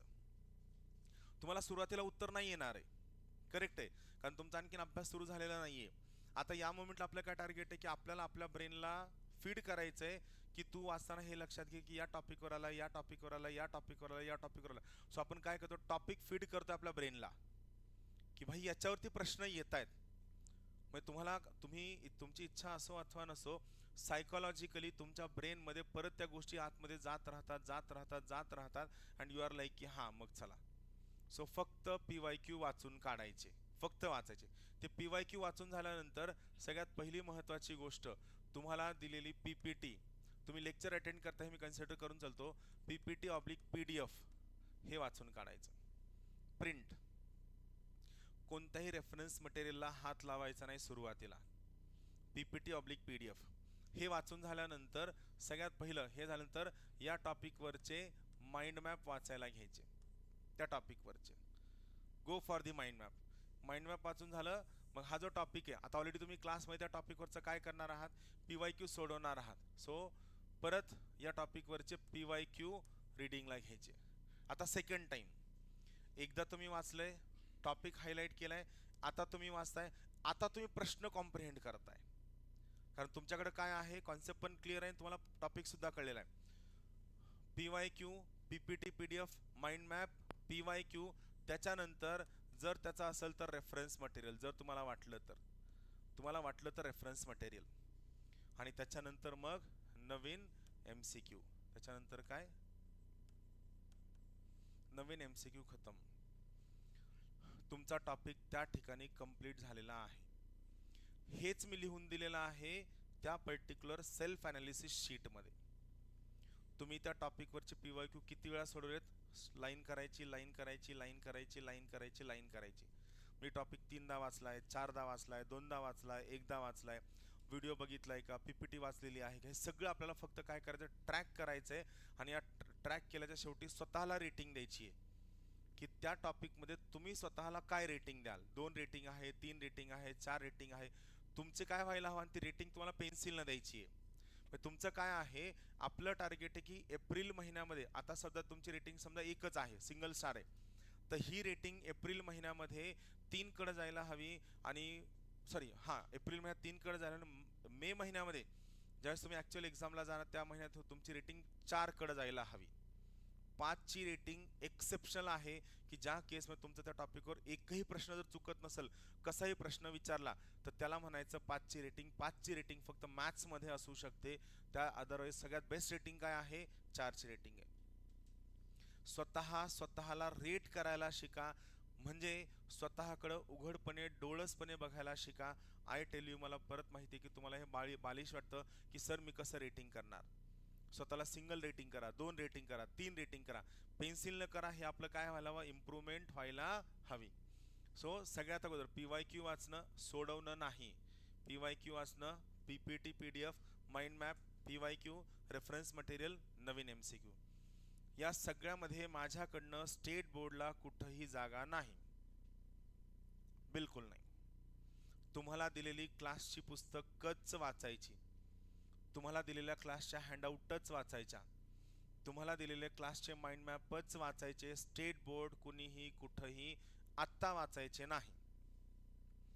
मार्च महिन्याच्या शेवटच्या 10 दिवसात जर तुम्हाला वाटलं की मला असं आणखीन बेसिक कळत नाहीये, कॉम्प्रिहेंड होत नाहीये, किंवा माझी कॉन्सेप्च्युअल क्लॅरिटी येत नाही आणि मला स्टेट बोर्ड वाचायला हवे, तर स्टेट बोर्ड वाचायला घ्या, अन्यथा स्टेट बोर्ड वाचायची गरज नाही. का तर स्टेट बोर्डचा सगळ्याच्या सगळा डाटा सगळ्या कोचिंग क्लासेसच्या रेफरन्स मटेरियल्समध्ये खूप चांगल्या पद्धतीने उपलब्ध आहे. स्टेट बोर्डचा सगळा डेटा आपल्या माइंड मॅपमध्ये कंप्लीट उपलब्ध आहे, एखाद दुसरी कोपऱ्यावरची फॅक्ट जर सोडली तर. सो तुम्ही स्टेट बोर्ड नाही वाचलत याच्या एवढी चांगली गोष्ट जगात दुसरी कोणती नाही. चला, गोल्डन फ्लो लक्षात आला, महत्वाची गोष्ट आहे. देन आणि हे पण लक्षात आलं, पुस्तक वाचायचं नाहीये आपल्याला. म्हणजे जो समजा कार्यकर्ता म्हणून सर माझं लक्ष्मीकांत 3दा वाचून झालं, त्याला सरळ बाजूला काढायचं. पुस्तक किती वेळेस वाचून झालं यापेक्षा high scoring topic, medium scoring topic, low scoring topic हे वाचून झालेत का याबद्दलची क्लॅरिटी आपल्याला ठेवायची आहे. अटेम्प्ट किती असायला हवा, GSचा अटेम्प्ट तुमचा 90 ते 95च्या आसपास असायला हवा. CSATचा अटेम्प्ट तुमचा 55 ते 65. 65 खूप जास्त झालं. CSATला या लेवलला अटेम्प्ट जात नाही, 55 ते 60 या लेवलला अटेम्प्ट असायला हवा. सो आत्तापासून डोक्यात हे टार्गेट ठेवा. देर आर चान्सेस की सुरुवातीला तुमचा अभ्यास झालेला नाहीये, तुमची अंडरस्टँडिंग नाही, सो तुम्हाला अटेम्प्ट कमी वाढवायला वेळ लागेल. पण सर माझा 40च अटेम्प्ट झालाय, यायचं सुद्धा नाही, नाही यायचं. You are not fit for this examination. येत नाहीये तरी सुद्धा, एकाही प्रश्नाचं उत्तर येत नाहीये तरी सुद्धा C C C C mark करून अटेम्प्ट कितीवर आणायचा आहे, 90 वर आणायचं आहे, म्हणजे आणायचं आहे. सर निगेटिव्ह होऊन -5 पडलेत तरी चालणार आहे, 100% चालणार आहे, 1001% चालणार आहे. पण अटेम्प्ट किती असायला हवा, 90, 85, 90. अँड जर तुम्ही अभ्यास कॉन्सेप्च्युअली खूप चांगला केला तर 95. 60 अटेम्प्ट होतोय सर, 32 अटेम्प्ट होतोय सर, 28 अटेम्प्ट होतोय, बिलकुल. अटेम्प्टचं लॉजिक तुम्हाला सांग, बोर होत नाहीये ना. मी 11ला शार्प संपवणार आहे, उरलेलं परत शिकवायला येणार आहे, हे चालू राहणार आहे. फक्त माझं काय म्हणणं आहे की जे मी सांगतोय लक्ष देऊ नये का, कंटाळा खाली जावा, चक्कर मारून या. हा क्लास ओपन एंडेड आहे, लिबरल एज्युकेशनमध्ये बिलीव्ह करणारा आहे मी. माझं म्हणणं आहे भकाळ्या मारणारी लोक नको, आणि मला 80 लोक पास करायची आहेत, हे आपलं टार्गेट आहे. कारण मला माहिती आहे की रायटिंग खूप चांगली झाली आहे, मला माहिती आहे आणखीन 4 महिन्यात आपण खूप चांगलं लिहिणार आहेत, मला माहिती आहे जागा वाढणार आहेत. मला काही सोर्स नाही पण मी तुम्हाला सांगतो जागा वाढणार आहे, माझ्या ओळखी पण आहेत तरी सांगतो की जागा वाढणार आहेत. सो आपल्याला प्रिलिम्स खूप चांगली क्रॅक करायची. जर समजा यदा कदाचित राहिलीच प्रिलिम्स तर ती 8 ते 9 मार्कांनी राहावी, 50 मार्कांनी नाही. किंवा शेवटच्या क्षणाला वाटलं की नाही सर थोडंसं खूप डाऊन वाटतंय, come sit with me, discuss with me, will work out a way. पण माझं म्हणणं काय की आपल्याला हे पुढचे 3 महिने, हे पुढचे ते म्हणतात ना की 3 महिने सगळ्या जगाला विसरून जाऊन स्वतःच्या विश्वात असे रममान व्हा की you will be a completely metamorphosed new वाला पर्सन. स्वतःला त्या नवीन टाईपचं बनवा या येणाऱ्या पुढच्या 2.5-3 महिन्यात. पण महत्त्वाची गोष्ट, नवीन टाईपचं बनणार याचा अर्थ असं बिलकुल नाही की तुमच्या आयुष्यात अडचणी येणार नाहीये, टेन्शन येणार नाहीये, भांडण होणार नाहीये, घरी कुटाने होणार नाहीये, तुमच्या आयुष्यात कुटाने होणार नाहीये, असं बिलकुल नाहीये. You do not live in isolation, you do not live in vacuum. अडचणी होणार आहेत, प्रॉब्लेम्स होणार, या सगळ्यांमधनं मी कसं ओव्हरकम करून स्वतःला कसं बनवणार आहे हे आपल्याला लक्षात ठेवायचं आहे. आपल्याला आपल्यासोबत कॉम्पिटिशन करायचं आहे. हे 3 महिने मी तुम्हाला सांगतो या लेवलला प्रिपेअर करायचं आहे की आपल्याला UPSC प्रिलिम्समधनं परीक्षा क्रॅक करायची. एवढं आपल्याला क्रुशियल आहे. व्हिजनचं PT365 वाचायचं सुद्धा नाही.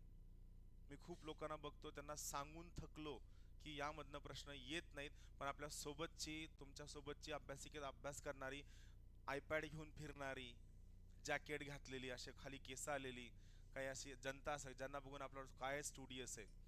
आपण लोक किती हुशार आहेत हे त्यांच्या एक्सटर्नॅलिटीवरून डिसाईड करतो की हा किती आयपॅड कॅरी करतो म्हणजे नक्कीच हुशार असणार आहे. आता आपलं काय फोनवरच चाललंय नाही. I tell you, I have seen. मी जगाची सगळी नाटकं, याचा अर्थ मी 70 वर्षाचा असं नाहीये, पण मी 6वीला हॉस्टेलला गेलोय. सो मी जगाची सगळी नाटकं बघून झाली आहेत. म्हणून तुम्हाला सांगतो की एकट्यानं आपला रस्ता चालायचा ठरवलं की तुम्ही खूप पटकन पास व्हाल. पहिल्या अटेम्प्टला पोस्ट मिळेल. आय टेल यू, पहिल्या अटेम्प्टला शुअरली पोस्ट मिळेल. फक्त एकच काय की तुम्हाला त्या असं झापडलेल्या घोड्यासारखं चालायचं. आणि नाही, प्रिलिम्सचा पेपर देऊन येईपर्यंत किती स्कोर येतो याचा विचार नाही करायचा. आपण will come to that part. So हा गोल्डन फ्लो या ठिकाणी लक्षात ठेवायचा. चला, हा अटेम्प्ट बद्दल मी तुम्हाला सांगत होतो. अटेम्प्टचं लॉजिक काय आहे. हां, बघा इथं महत्त्वाची गोष्ट काय, मी लेटेस्ट आपण डिस्कस करूया 100 प्रश्नांबद्दल. बरोबर आहे. काय आहे, 100 प्रश्न आहे. अटेम्प्ट सोबत मी तुम्हाला टेस्ट सिरीजचं सुद्धा लॉजिक सांगतो की काय आहे. बरोबर आहे. आता समजा कोणतीही टेस्ट सिरीज किंवा ॲक्च्युअल आयोगाचा पेपर, हे लॉजिक समजून घ्या, महत्त्वाचं आहे. समजा आयोगाचा पेपर आहे, आयोगाच्या पेपरमध्ये किती 100 प्रश्न आहेत. आता 100 पैकी मी तुम्हाला सांगू ना, 100 पैकी 20 प्रश्न ज्याने त्याच्या आयुष्यात एकदा जरी MPSC शब्द उच्चारला असेल, MPSC, त्याला सुद्धा 20 प्रश्न येणार आहेत. 20 प्रश्न प्रत्येकाला येणार आहेत. 10 प्रश्न कुणालाच येणार नाहीत. ज्यानं पेपर सेट केलाय त्याला सुद्धा माहित नाही याचं उत्तर काय आहे. आता माझा साधा प्रश्न, यू थिंक अबाउट इट. हे जे 20 प्रश्न आहेत इथं वर्गात बसलेल्या प्रत्येकाला येणार आहेत.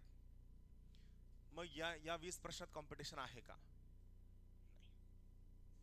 कारण तुम्हाला सगळ्यांना 20 प्रश्नांचे मार्क पडणार आहेत. सो या 20 प्रश्नांवर देर इज झिरो कॉम्पिटिशन. तुम्हाला प्रत्येकाला 20 प्रश्न येणार आहेत. इथं फक्त चूक कुणाची होणार आहे, जे लोक सिली मिस्टेक्स करतील. काय? जे लोक सिली मिस्टेक्स करतील, दे आर ॲट फॉल्ट. नुकसान त्यांचं आहे. 20 प्रश्नात जे लोक सिली मिस्टेक करतील त्यांचं नुकसान आहे. 10 प्रश्न कुणालाच येणार नाहीत. आणि जे 1-2 टॉक्सिक कार्यकर्ते ज्यांना 10 प्रश्न येतात ते कॉम्पिटिशन मध्ये, कारण त्यांना ते 20 येत नाहीत. बरोबर, बाकीचं सोडून द्या. सो महत्वाची गोष्ट, 10 प्रश्न जे कुणालाच येत नाहीत यामध्ये पण there is no competition. Then real competition lies in how many questions? 70 question. आता 70 पैकी मी तुम्हाला सांगू ना, ज्यांनी थोडाफार चांगला अभ्यास केलाय मागच्या 4-5 महिन्यात आणि आता पण चांगला अभ्यास करण्यात, या लोकांना येणार आहेत 70 पैकी 40 प्रश्न. इथं काय कॉम्पिटिशन थोडंसं हलणार आहे. जी लोक टेम्परामेंटवाली आहेत, चांगले अंडरस्टँडिंगवाले आहेत, कन्सेप्ट क्लिअर आहेत, सिन्सिअरली अभ्यास करताना 40 प्रश्नात ॲडव्हान्टेज असणार आहे. त्याच्यानंतर उरले 30 प्रश्न. आता हे 30 प्रश्न जे आहेत ना, हे 30 प्रश्न टेक्निकली तुम्ही वाचलेत, तुम्हाला आठवत नाही. एखादं उत्तर पहिलं वाटतं, एलिमिनेशन करता येत नाही, लॉजिक लावता येत नाही, गेस केला तर उत्तर चुकते. सो हे जे 30 प्रश्न आहेत, या 30 प्रश्नांमध्ये खरं कॉम्पिटिशन आहे. का? तर जे प्रश्न सगळ्यांना थोडेफार थोडेफार थोडेफार थोडेफार येतात, मला पण थोडेफार थोडेफार थोडेफार येतात, मग या प्रश्नांना मी कसं टॅकल करू, या प्रश्नांसाठी मी काय करू, हे खरं कॉम्पिटिशन आहे. तुम्ही टेस्ट सिरीजला गेल्यानंतर काय करता, सर या टेस्टमध्ये मला 90 पडले, मग 92 पडले, मग 93 पडले, मग 94 पडले, मग सर मला 110 आले. Do not count the score. सगळ्यात पहिला महत्त्वाचा नियम, टेस्ट सिरीजमध्ये बिलकुल स्कोर काउंट करायचा नाही, कधीच नाही करायचा. टेस्ट सिरीजमध्ये कोणत्या विषयाचे प्रश्न चुकतात, कोणते प्रश्न चुकतात, मी वाचलंय तरी पण चुकतात का, माझं नॉलेज चांगले तरी चुकतात का, माझा ऑप्शन आहे तरी चुकतात का, किंवा हे मी वाचलं नाहीये. बघा, समजा पहिली टेस्ट आहे, तुम्ही एखादा टॉपिक वाचता आणि त्यात तुमचे उत्तर चुकले, ओके ना, 4 महिन्यात तुम्ही वाचणार आहात, सो त्यावेळेस तुमचं उत्तर बरोबर. तुम्हाला काळजी कशाची करायची? जे टॉपिक तुम्ही वाचलेले आहेत तरी तुमची उत्तरं चुकतायत, मग आपण याच्यावर विचार करूया की नेमकं काय घडलंय. तर पण जे टॉपिक तुम्ही वाचलेत आणि सॉरी जे टॉपिक तुम्ही वाचलेले नाहीत आणि तुमचे उत्तरं चुकतात, तर काय काळजी करायची गरज नाही. कारण आपण काय, मे एंड पर्यंत आपल्याकडे वेळ आहे. फेब्रुवारी, मार्च, एप्रिल, मे 4 महिने, आणखीन जवळपास 15 दिवस आपल्याकडे जवळपास टेक्निकली 135 दिवस आहेत. 135 दिवस आपण तो टॉपिक वाचून आपण त्या उत्तरापर्यंत पोहोचणार आहोत. So let's not worry about it. काळजी करण्यासारखं काहीही नाही त्यामध्ये. सो सोडून द्या. पण महत्वाची गोष्ट काय की टेस्ट सिरीज सोडून झाल्यानंतर हे वाक्य लक्षात घ्या.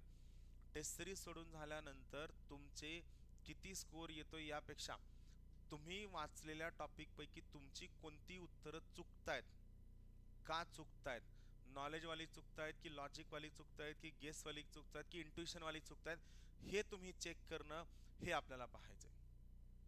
आपल्याला तुम्हाला इथं क्लासमध्ये, कोचिंग क्लासमध्ये टेस्ट सिरीजमध्ये टॉपर आणायचं नाहीये. आपलं टार्गेट आहे आयोगाच्या एक्झामिनेशन नंतर त्या परीक्षेमध्ये तुम्हाला कमीत कमी 20 ते 22 मार्कांची मार्जिन मिळायला हवी, हे आपलं टार्गेट आहे. आणि मार्जिन केव्हा इम्प्रूव्ह होईल? जेव्हा तुम्ही त्या पर्टिक्युलर टॉपिकमध्ये वाचूनही माझं उत्तर चुकत असेल तर मी विचार करतो, हे जास्त महत्त्वाचं आहे. राहील लक्षात? सो अटेम्प्ट लक्षात घ्या. म्हणून मी तुम्हाला काय सांगतोय की तुम्हाला येणाऱ्या पुढच्या 2 संडेमध्ये 2 बेंचमार्क टेस्ट आहेत. काहीच वाचलेलं नसताना तुम्ही प्रश्नाला कसं टॅकल करता, बरोबर, कसं उत्तरापर्यंत पोहोचता, कसं तुम्हाला कळू शकतंय. आणि महत्वाची गोष्ट काय की तुम्ही त्या प्रश्नापर्यंत पोहोचताना PYQ पाठ करणं, MCQ पाठ करणं, क्लास नोट्स पाठ करणं, माइंड मॅप पाठ करणं, आपला मतलब प्रश्नाचं उत्तर करेक्ट येण्याशी आहे. तो कसा येतो याच्याशी आपल्याला काहीही घेणं देणं नाही. मग तो उत्तर करेक्ट आणण्याशी आपला मतलब आहे. सो हा अटेम्प्टचा पॉईंट पक्का लक्षात घ्या. हा सुरुवातीला होईल थोडंफार डिले डायलिंग होईल, थोडाफार कमी अटेम्प्ट येईल, काही हरकत नाही. पण लक्षात घ्या, आपल्याला ॲक्च्युअल एक्झामिनेशनमध्ये किती अटेम्प्ट आणायचा आहे? 90 ते 95 GS. सी सॅटला 55 ते 65 नाही, 60 पर्यंत आणायचं. स्टेट बोर्ड और NCERT. सर प्रिलिम्सचा स्टेट बोर्ड वाचू का NCERT वाचू? सर बिरदेवडोने IPS झाले, ते म्हणले फक्त NCERT वाचा. मग NCERT वाचू का? सर मला मराठी सोपं जाते पण मला स्टेट बोर्ड वाचायचं नाही, इंग्लिश अवघड जाते, मग हिंदी मधले NCERT वाचू का?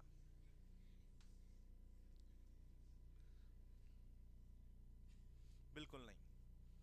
तुम्हाला जे शिकवलं जातंय हे शून्यापासनं, बेसिक पासून असणार आहे. जर तुम्हाला वाटलं की आणखीन सर मला आणखीन बेसिकमध्ये हवं आहे, तर ज्या रेकॉर्डेड बॅचचा तुम्हाला ॲक्सेस दिलेला आहे, त्या ॲक्सेसमध्ये जे सध्या नवीन बॅचला प्रिलिम शिकवलं जाणार आहे ते पण तुम्हाला मिळणार आहे. तुम्हाला हवं असेल सर परत बेसिकपासून हवं आहे, ते सगळे व्हिडिओ त्या ठिकाणी टाकतो. मला व्हिडिओ देण्यावरती, लेक्चर देण्यावरती कोणताही अडचण आहे, किंवा तुम्ही तुमची जुनी फीस आहे, सो तुम्हाला जुने व्हिडिओ नवीन व्हिडिओ नाही असं सुद्धा काही करायचं नाही आहे. फक्त माझं काय म्हणणं आहे, तुम्ही बेसिकपासून जर शिकवलं जातं आहे, स्टेट बोर्ड NCERT वाचताना या पद्धतीनं जर गरज असेल तर वाचा. ज्या ठिकाणी रिकमेंड केलं जातं त्या ठिकाणी वाचा. नाहीतर उठलाय आणि प्रत्येक विषयाचे 6वी ते 12वीचे NCERT वाचताय असा काहीही प्रकार करू नका. Don't do this. जर समजा जानेवारी महिना गेलाय, फेब्रुवारी महिना गेलाय आणि तुम्हाला असं वाटतं की सर माझं बेसिक्सवर आणखीन तेवढं काम होत नाही, किंवा माझे कॉन्सेप्ट क्लिअर होत नाहीत, किंवा मला कॉन्फिडन्स येत नाहीये, बेसिक्सवर काम होत नाहीये, कॉन्फिडन्स येत नाहीये, कॉन्सेप्ट क्लिअर होत नाहीये, थोडंसं अस्वस्थ वाटतंय, तर स्टेट बोर्ड वाचा. पण ज्या लोकांना आतापर्यंत कळलं की सर माझ्या अभ्यासावर चांगली कमांड येऊ शकते, मला गोष्टी चांगल्या जमू शकतात, आणि मला कोणत्याही पद्धतीने या ठिकाणी स्टेट बोर्ड और NCERT वाचायची गरज नाही, don't read them. State board NCERT काय डिफरन्स आहे? मराठीमध्ये तयारी करणाऱ्या लोकांनी स्टेट बोर्ड वाचा, इंग्लिशमध्ये तयारी करणाऱ्या लोकांनी NCERT वाचा, आणि ज्यांना गावाकडे जायचं त्यांनी हिंदी NCERT वाचा. गावाकडे जाऊन मग तुम्ही हिंदी बोलू शकता. हे देण्या हे ॲक्च्युली यूट्यूबसाठी व्हिडिओचा PPT आहे. पुस्तक कसं वाचायचं और कोणता टॉपिक कसा वाचायचा, हे अगोदर पण सांगितलं, आज परत एकदा सांगतो. एका दिवसात जनरली 2 पुस्तकं वाचायची और 2 विषय वाचायचे. एकच विषय घ्यायचा नाही, सर मला संपवायचा आहे, संपून जायचंय कुठं हा मोठा प्रश्न आहे. नाही सर लवकर संपवतो हे बरं वाटेल, बरं वाटून का घ्यायचंय? चहा पिल्यावर पण बरं वाटतं. पुस्तक वाचताना 2 स्टेजेस. पहिलं स्लो, अत्यंत स्लो. तुम्ही सगळ्यांनी स्वतःला विचारा, तुम्ही पुस्तकं स्लो वाचलेली आहेत का? नाही. आज हे शिकून झालंय, आज मी पटकन हे वाचवतो, आज मी हे पटकन संपवतो, आज हे मला संपवायचंय. याच्या नादात तुम्ही पुस्तकं फक्त संपवली आहेत, तुम्ही पुस्तकं वाचलेली नाहीयेत. म्हणून मी तुमचा तो लोडच कमी करून टाकलाय. आपल्याला पुस्तक वाचायचं नाहीच, आपलं टॉपिक वाचायचंय. म्हणजे समजा लेटेस्ट तुम्ही लक्ष्मीकांत वाचायला घेतलं, 1000 पान आहेत, पण तुम्हाला वाचायची किती 400-600 पानांचा लोडच नाहीये ना तुम्हाला. 600 पान तुम्हाला सरळ काय करायचं, MCQ मधनं PYQ मधनं पाठ करायचं. आपलं 90% लोड संपलाय. सो स्लो वाचायचं, अंडरस्टँड करायचं, इंटरनलाइज करायचं, रिवाइज करायचं. पुस्तक वाचताना आत्ता या मोमेंटला घाई नका करू. आणि हे वाचताना, त्या पुस्तक वाचताना तिथं काय करा, एक हायलाईट करा की क्रॉस करा, हा टॉपिक मला नाही वाचायचा आहे. आपल्या सभोवतालच्या पर्यावरणात गायी, म्हशी, जनावरं, झाडं, नदी, डोंगर, हे परत तुम्ही सेकंड रिडिंगला परत तेच वाचता की आपल्या सभोवताली गायी, नदी, झाडं, डोंगर असतात. बरोबर आहे. जर तुम्हाला पहिल्या रिडिंगमध्ये क्लॅरिटी येत नाही की सर काय वाचावं, काय अंडरलाईन करावं, काय अवॉइड करावं, जास्त लाईन अंडरलाईन करा ना, काय हरकत आहे. म्हणजे अंडरलाईन करताना काय करा, नंतर सेकंड रिडिंग मध्ये तुम्ही काय करा, पहिल्या रिडिंगला पेन्सिल वापरा, सेकंड रिडिंगला तुम्ही जेल पेन वापरा, थर्ड रिडिंगला मग हायलायटर वापरा, की जे लास्ट मोमेंटला तुम्हाला काय करायचं, फक्त खटकून तेवढंच वाचायचंय. जर पहिल्या रिडिंगला कन्फ्युजन असेल की सर काय वाचावं कळत नाही, पहिल्या रिडिंगला सगळंच महत्त्वाचं वाटतं, ठीक आहे, जे महत्त्वाचं सगळं हायलाईट करा. Second reading gel pen, third reading highlighter वापरा. टार्गेट ठेवायचं नाही, टॉपिक वाईज वाचायचं. Don't read complete book. एका दिवसात 2 पुस्तकं वाचायची. Start with your easy topic. High scoring topic मध्ये सुद्धा इझी टॉपिक वाचायला घ्यायचे.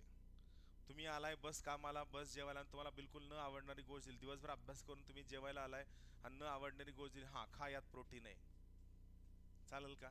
नाही चालणार आहे. बरं ठीक आहे, तुम्ही माणूस म्हणून चलून पण घ्याल की चला ठीक आहे बाबा, लग्न झालंय, काय हरकत नाही, ऍडजस्ट करावं लागतंय. हे नाही ऍडजस्ट करत. Your brain need incentives. हे पहिल्या दिवसापासून सांगतोय, आयुष्यातल्या शेवटच्या क्षणापर्यंत लक्षात ठेवा. It's not about only competitive examination. Your brain need incentives. याला नाही, हे येड आहे, इसका कभी मत सुनो.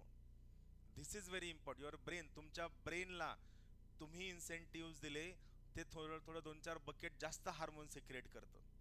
जास्त चांगले हार्मोन, जास्त फील गुड फिलिंग, जास्त हार्डवर्क, जास्त कष्ट, जास्त काम. सो ते लक्षात घ्या.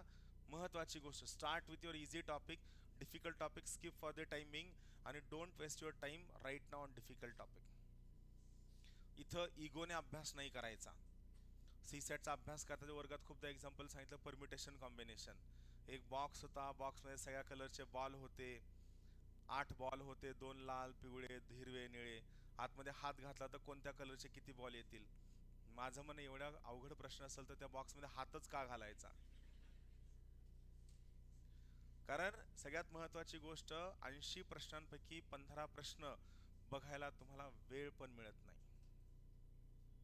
सीसॅट बद्दल आपण बोलूया नंतर कधीतरी, पण 80 पैकी 15 प्रश्न बघायला तुम्हाला वेळ सुद्धा मिळत नाही. सोडवणं तर लांब राहिलं.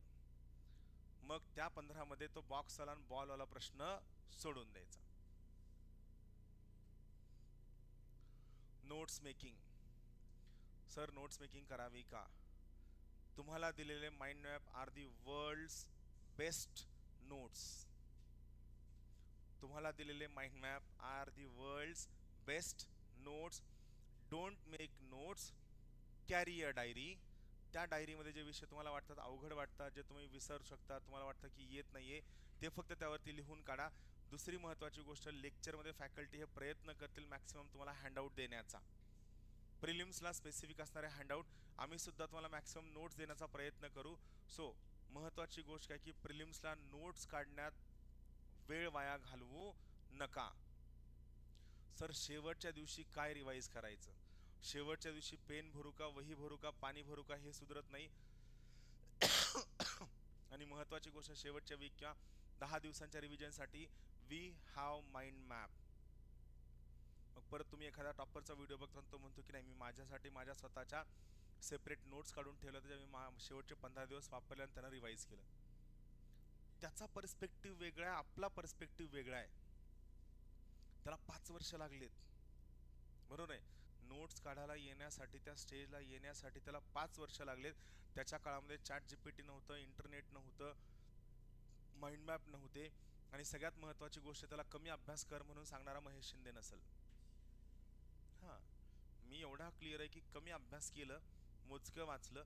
याच्यामध्ये जेव्हा तुम्हाला वाटतं की जो टॉपिक तुम्ही विसरताय, कोणतावाला हाय स्कोरिंगवाला, जो टॉपिक वाटतं तुम्हाला अवघड जातोय, कोणतावाला हाय स्कोरिंगवाला, मीडियम स्कोरिंगवाला, त्याच्या नोट्स काढा.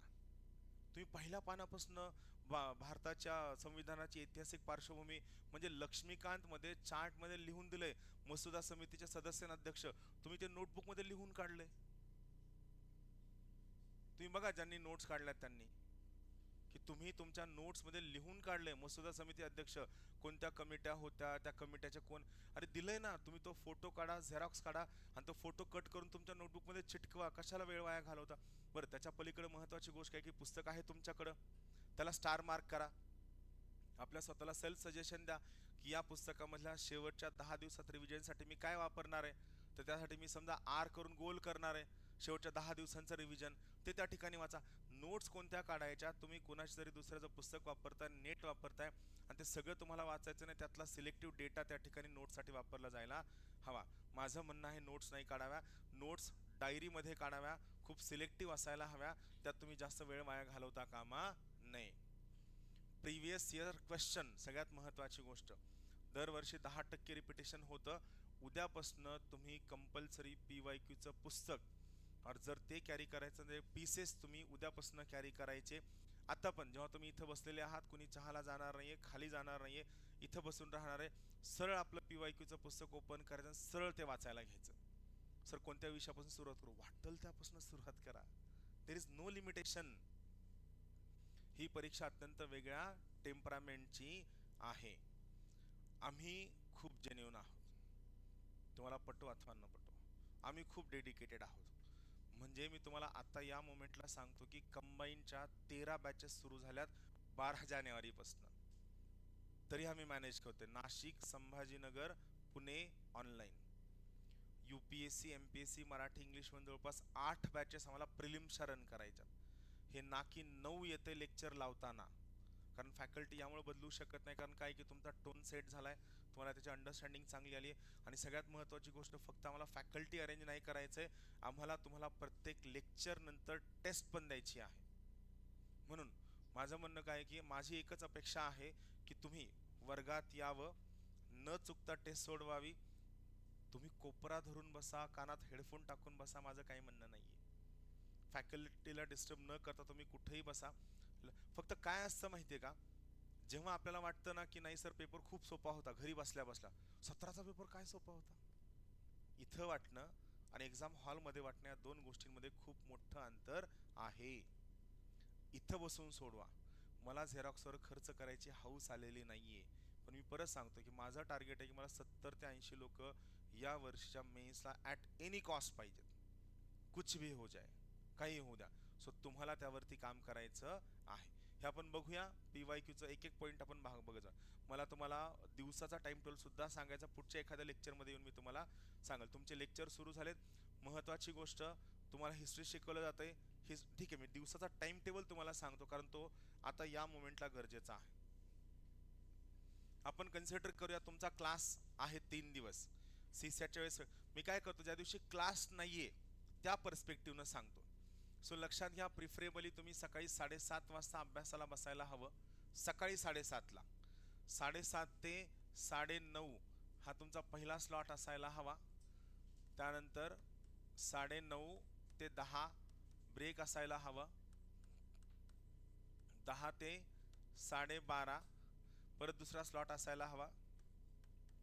12:30 ते 1:30 तिसरा स्लॉट असायला हवा. 1:30 to 3 ब्रेक असायला हवा. जानेवारी, फेब्रुवारी, मार्च 1:30 ते 3 आराम करायचा. अर्धा तास न चुकता झोप घ्यायची एव्हरी डे. मी परत सांगतो, प्रत्येकाने अभ्यासिकेच्या टेबलावरती रोज दुपारी अर्धा तास झोप घ्यायची म्हणजे घ्यायची. रूमला जायचं नाही. रूमला गेले की संध्याकाळचे 6 वाजतात आणि 6 का वाजले म्हणून 9 वाजतात. आणि 3 पासून 9 वाजले की दुसऱ्या दिवशी परत आपण चिडचिड करत उठतो. मी माझ्या 4 वर्षाच्या आयुष्यात संडेला सुद्धा रूमला नव्हतो. तुम्ही पुन्हा म्हणाला सर मगरीच्या जबड्यात बसून अभ्यास करायचे का? फाटकी चड्डी होती असं नाहीये. See we were very enthusiast. तुमच्यासारखे नव्हतो आम्ही. आणि आवडायचं. मी काय सांगतो ना, UPSC 4 अटेम्प्ट संपेपर्यंत मी कशाचा फॉर्म सुद्धा भरत नव्हतो. 4 अटेम्प्ट संपेपर्यंत कधी वाटलं सुद्धा नाही की आपण फेल होऊ. रादर सेकंड अटेम्प्टला आय वॉज सो शुअर. माझं सोडून द्या, माझे बॅचमेट आणि ज्या लोकांना मी शिकवायचो दे वेर सो शुअर की सर पास होतीलच. रिझल्ट आल्यानंतर PDF बघताना शिंदे आडनाव अगोदर शोधलं जायचं. तुम्ही 2009 ते 13 पेठेतल्या लोकांना विचारा. 13ला क्लास सुरू झाल्यानंतर मग मी बिघडलो, तो भाग वेगळा. बट आय वॉज, आणि मी एकटा नव्हता, आमचा ग्रुप तसा होता. आम्ही खूप अभ्यास करायचो आणि हाऊस होती की आपल्याला काहीतरी मोठं करायचंय. प्रचंड हाऊस होते की नाही आपल्याला हे करायचंच आहे. म्हणून तुम्हाला सांगतो, ती हाऊस मरू देऊ नका. बाकी तुमचं आयुष्य निवांत जगत जावा, सॅटर्डे संडे वीकेंड सेलिब्रेट करत जावा. माझं असं बिलकुल म्हणणं नाही की तुम्ही खूप असं अत्यंत सिन्सिअर असावं, इथं जाऊ नये तिथं जाऊ नये, फिरू नये खाऊ नये, असं बिलकुल माझं म्हणणं नाही. पण तुम्हाला काहीतरी खूप मोठं करतोय आणि काहीतरी मोठं करतोय हे करताना मी माझ्या स्किल्सवर काम करतोय ह्याच्यावर तुम्हाला काम करायचंय, जे अत्यंत महत्वाचं आहे. 1:30 ते 3 अभ्यासिकेतच बसायचं. चांगल्या अभ्यासिका. जेवण इथं 1:30 ते 3 मध्ये काय लंच प्लस ब्रेक आहे. माझं म्हणणं काय की लंच प्लस ब्रेकला तुम्ही कंपल्सरी 1.5 तास द्यावा. का 1.5 तास द्यावा? रिझन बिंग तुम्ही सकाळी 7:30ला सुरू झालाय. 3 वाजता 3 ते 5 CSAT कंपल्सरी. 3 ते 5 CSAT एव्हरी डे. आता महत्वाची गोष्ट तुम्हाला सर राज्यसेवा CSAT सोपं आहे नाही. तुम्ही प्रत्येकाने राज्यसेवेच्या CSAT सोबत UPSC चे PYQ UPSC प्रश्न सोडवायला घ्यायचं. मी तुम्हाला सांगतो, तुम्हाला UPSC पेक्षा एक कणभर सुद्धा कमी शिकवलेलं नाहीये. सेम फॅकल्टी आहे, सेम नोट्स आहेत, सगळं सेम आहे, फक्त एक मराठीमध्ये दुसरं इंग्लिशमध्ये. पर्स्पेक्टिव्ह मध्ये सुद्धा अंतर नाहीये. मग माझं काय म्हणणं आहे की आपल्याला UPSC प्री सुद्धा द्यायची आहे. तुमच्या कोर्समध्ये मी तुम्हाला UPSCचा CSAT सुद्धा टाकणार आहे, राज्यसेवा CSAT सुद्धा टाकणार आहे. सो तुम्ही दोन्ही, इव्हन तुम्हाला जर वाटलं की नाही सर ऑफलाईनला मला राज्यसेवा CSAT नाही बसायचं, UPSC CSAT बसायचं, बिंदास पलीकडे जाऊन बसा, माझा काही विरोध नाहीये. कारण माझं म्हणणं आहे की प्रत्येकाने आपण ती परीक्षा द्यायची आहे. 3 ते 5 CSAT, त्याच्यानंतर 5 to 5:30 कम्प्लीट ब्रेक. बिलकुल भेटायचं नाही, बोलायचं नाही. नाही सर मी चहा पित नाही. खाली उतरायचं, अर्धा तास चक्कर मारायचे, घामाघूम यायचं, वर येऊन बसायचं. अर्धा तास एवढं मेकॅनिकल झालं पाहिजे की आपल्याला स्वतःला वाटलं पाहिजे आपण एवढं वर्ष आयुष्य कसं काय जगतोय. पण त्यात मजा आहे. त्यात ही मजा आहे की रात्री झोपताना, ठीक आहे त्या दिवशी कॉन्सेप्ट कळलेला नसेल, टॉपिक कव्हर झाला नसेल, जे काय असेल, पण रात्री झोपताना स्वतःबद्दल समाधान असावं की नाही माझ्या प्रयत्नात मी कुठं कमी नाहीये. बाकी जगाने मला नाव ठेवू द्या, महेश शिंदेनी नाव ठेवू द्या, कोणी नाव ठेवू द्या, मला माझ्याबद्दल गर्व आहे की माझ्या प्रयत्नात जेवढं मला जमतंय, घर सांभाळायचंय, नोकरी सांभाळायची, भांडणं सांभाळायची, सगळं सांभाळून सुद्धा मी माझ्या प्रयत्नात कुठं कमी पडत नाहीये. हे कौतुक घेऊन जर तुम्ही झोपाल ना, I tell you, you will have world's richest life. पैशांनी म्हणतोय मी, समाधानाने नाही. जर तुम्ही एवढी डिसिप्लिन आणि you will have world's richest life. एवढे मोठे व्हाल तुम्ही ज्याला तुम्हाला कुणी अडवू शकणार नाही. 5:30 वाजता परत बसायचं. 5:30 ते 8:30 नॉर्मली डिनरचा टाइम 8:30ला असतो ना जनरली. 8 और 8:30. त्यानंतर 8:30ला तुम्ही डिनरला गेलात, 8:30 ते प्रॉपर 9:30 तासभर जेवायचं. हा, बसायचं कुठंतरी बस स्टॉप वरती बसायचं, कुठतरी बाहेर कंप्लीट 1 आवर. 5 मिनिटात भुरकून जाता, जेवून येता, परत त्याच जागेवरून बसता. नाही, 1 तास स्वतःला ब्रेक. फक्त काय थकायचं नाही त्यावेळेत की तुम्ही इकडं पळताय तिकडं पळताय हे करता, असं नका. जवळपास कुठंतरी. त्याच्यापेक्षा आणखीन एक मी तुम्हाला सांगू, तुम्हाला जर पटत असेल तर, डब्बा लावा. 4 महिने डब्याचा खाऊन माणूस मरत नाही. डब्बा स्वच्छ नसतो, काय होत नाही, काहीही होत नाही. आपल्या अभ्यासिकेत डब्बा यायला हवा, आपल्याला सवय व्हायला हवी. 15 ते 20 मिनिटात शांत चित्ताने डब्बा खाल्ला. 45 मिनिट्स इथून यायचं, नदीपात्र क्रॉस करायचं, जायचं पलत तुकाराम पादोका तुकाराम महाराजांचं दर्शन घ्यायचं, पुन्हा वापस यायचं. 1 hour, 1 hour for your self. इथलची ताकद सगळ्यात महत्वाची, कारण तुम्ही आता तुमचा दिवसभराचा शिन संपवणार आहात आणि सगळ्यात महत्वाची गोष्ट, शिन संपून तुम्ही उद्यासाठीची तयारी आता करताय. डिनर नंतर शक्यतो डोक्यात काहीही घुसणार नाही. आपली इच्छा असो नसो काहीही कळत नाही. डिनर नंतर तुम्ही जे करता फक्त नाटकं असतात. काही लोक ज्यांना डिग्रीमध्ये 1 नाईट फाईटची सवय असेल त्यांना गोष्टी कळत असतील, पण मी तुम्हाला सांगतो की जेवणानंतर काही कळत नाही. रोज ते होतं बघा, आज मी कमी जेवणार, पण चुकून एकतर मावशी भाजी तरी चांगलं करते, वरण तरी चांगलं करते, भात तरी चांगलं करते. हे नाही घडलं तर मावशी कालच्या शिळ्या चपात्या तुकडे देते. आज जेवण थोडंच जास्त झालंय. 8:30 to 9:30, 1 तास. आणि महत्वाची गोष्ट खास करून तुम्हा सगळ्या मुलींना सांगतो, तुम्ही काहीच अभ्यास न करता अर्धा पाऊण तास बसणं म्हणजे पाप नव्हे. मुलींच्या बाबतीत हे असतं की नाही, मी आता अभ्यास नाही, काही हो, मी पटकन जाऊन येते, पटकन जेवते, थोडंच जेवते, एकच चपाती खाते. Don't do this. Do not violate your human rights. ही फॅक्ट आहे, मी तुम्हाला सांगतो. हे का फॅक्ट आहे, कारण पुरुषाचं आणि स्त्रीचं ब्रेन 100% सेम असतं. तर women brain is much brighter, much more better than mail.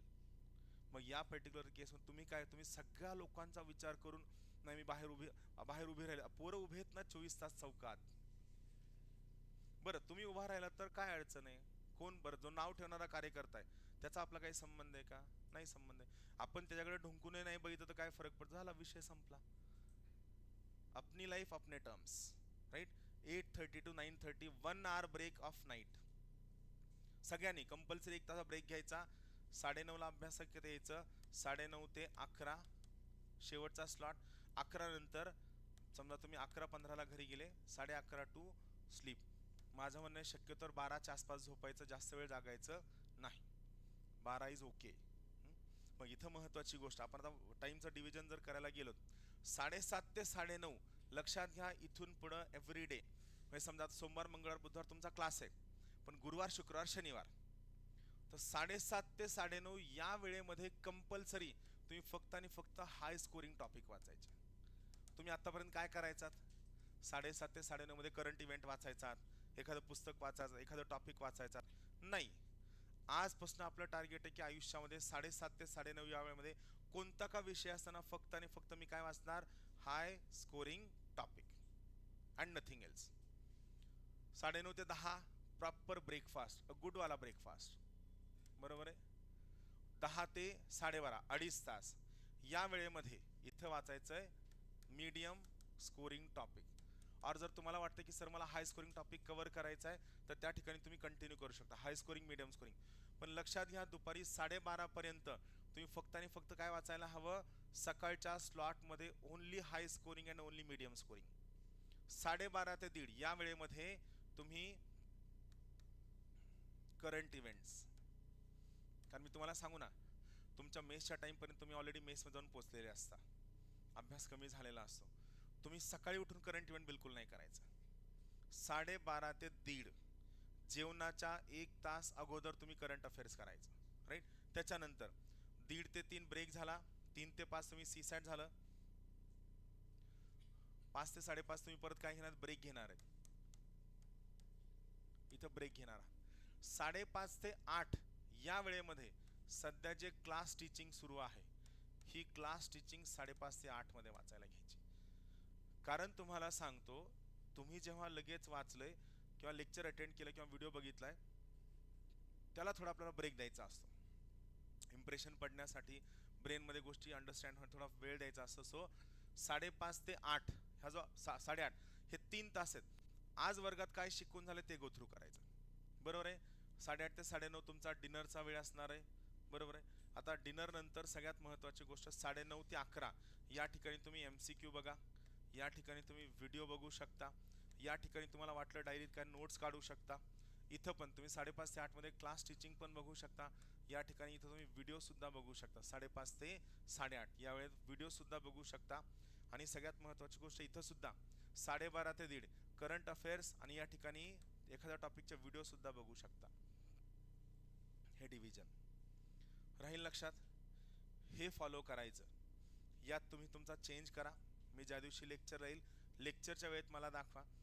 वरती मी अवेलेबल असतो पण वरती एवढी ऑफिशियल कामं असतात, एवढी टेक्निकल कामं असतात की मला स्वतःला हे वाईट वाटतं की तुम्ही भेटायला आलाय, अचानक मी कुठतरी निघलो. असं खूपदा घडलंय आणि मग माझी स्वतःवरच चिडचिड होती, कारण मला माहिती आहे की तुम्ही तितक्या दूरून आलाय आणि मी तुम्हाला हे म्हणतो की नाही नंतर या. मग ते मला स्वतःला गिल्ट फील आहे आणि तुम्हाला माझ्याबद्दल राग आहे तो वेगळाच आहे. बरोबर आहे. म्हणून त्यापेक्षा काय लेक्चर नंतर मी अर्धा पाऊण तास 1 तास थांबायला तयार आहे, बाहेर थांबायला तयार आहे. तुम्ही हे सगळं दाखवायचं. चाल आता आपण थांबूया. 20 मिनिटांचा ब्रेक आहे. Come at 11:30. कंटाळा आला, बोर झालं, खाली मान टेकवायचं, आराम करायचा. फक्त सरांना डिस्टर्ब यामुळे नका करू, कारण 7:30 वाजल्यापासून प्रिपेअर करणं, तुमचे MCQ काढणं आणि सगळ्यात महत्त्वाची गोष्ट फक्त लेक्चर इथंच घेणं नाही आहे. हे लेक्चर की ऑनलाईनसुद्धा घ्यायचं आहे. हे झालं की 15 दिवसांनी नाशिकला सुद्धा जायचं आहे. सो ट्रस्ट मी, आम्ही खरंच काम करतोय आणि मला तुमच्याकडनं एकच अपेक्षा आहे की मला तुमच्याकडनं रिझल्ट हवा आहे. रिझल्टसाठी आपली ही सगळी मरमर चालली आहे. चाल ठीक आहे, विल स्टॉप हिअर. 11:30ला परत या.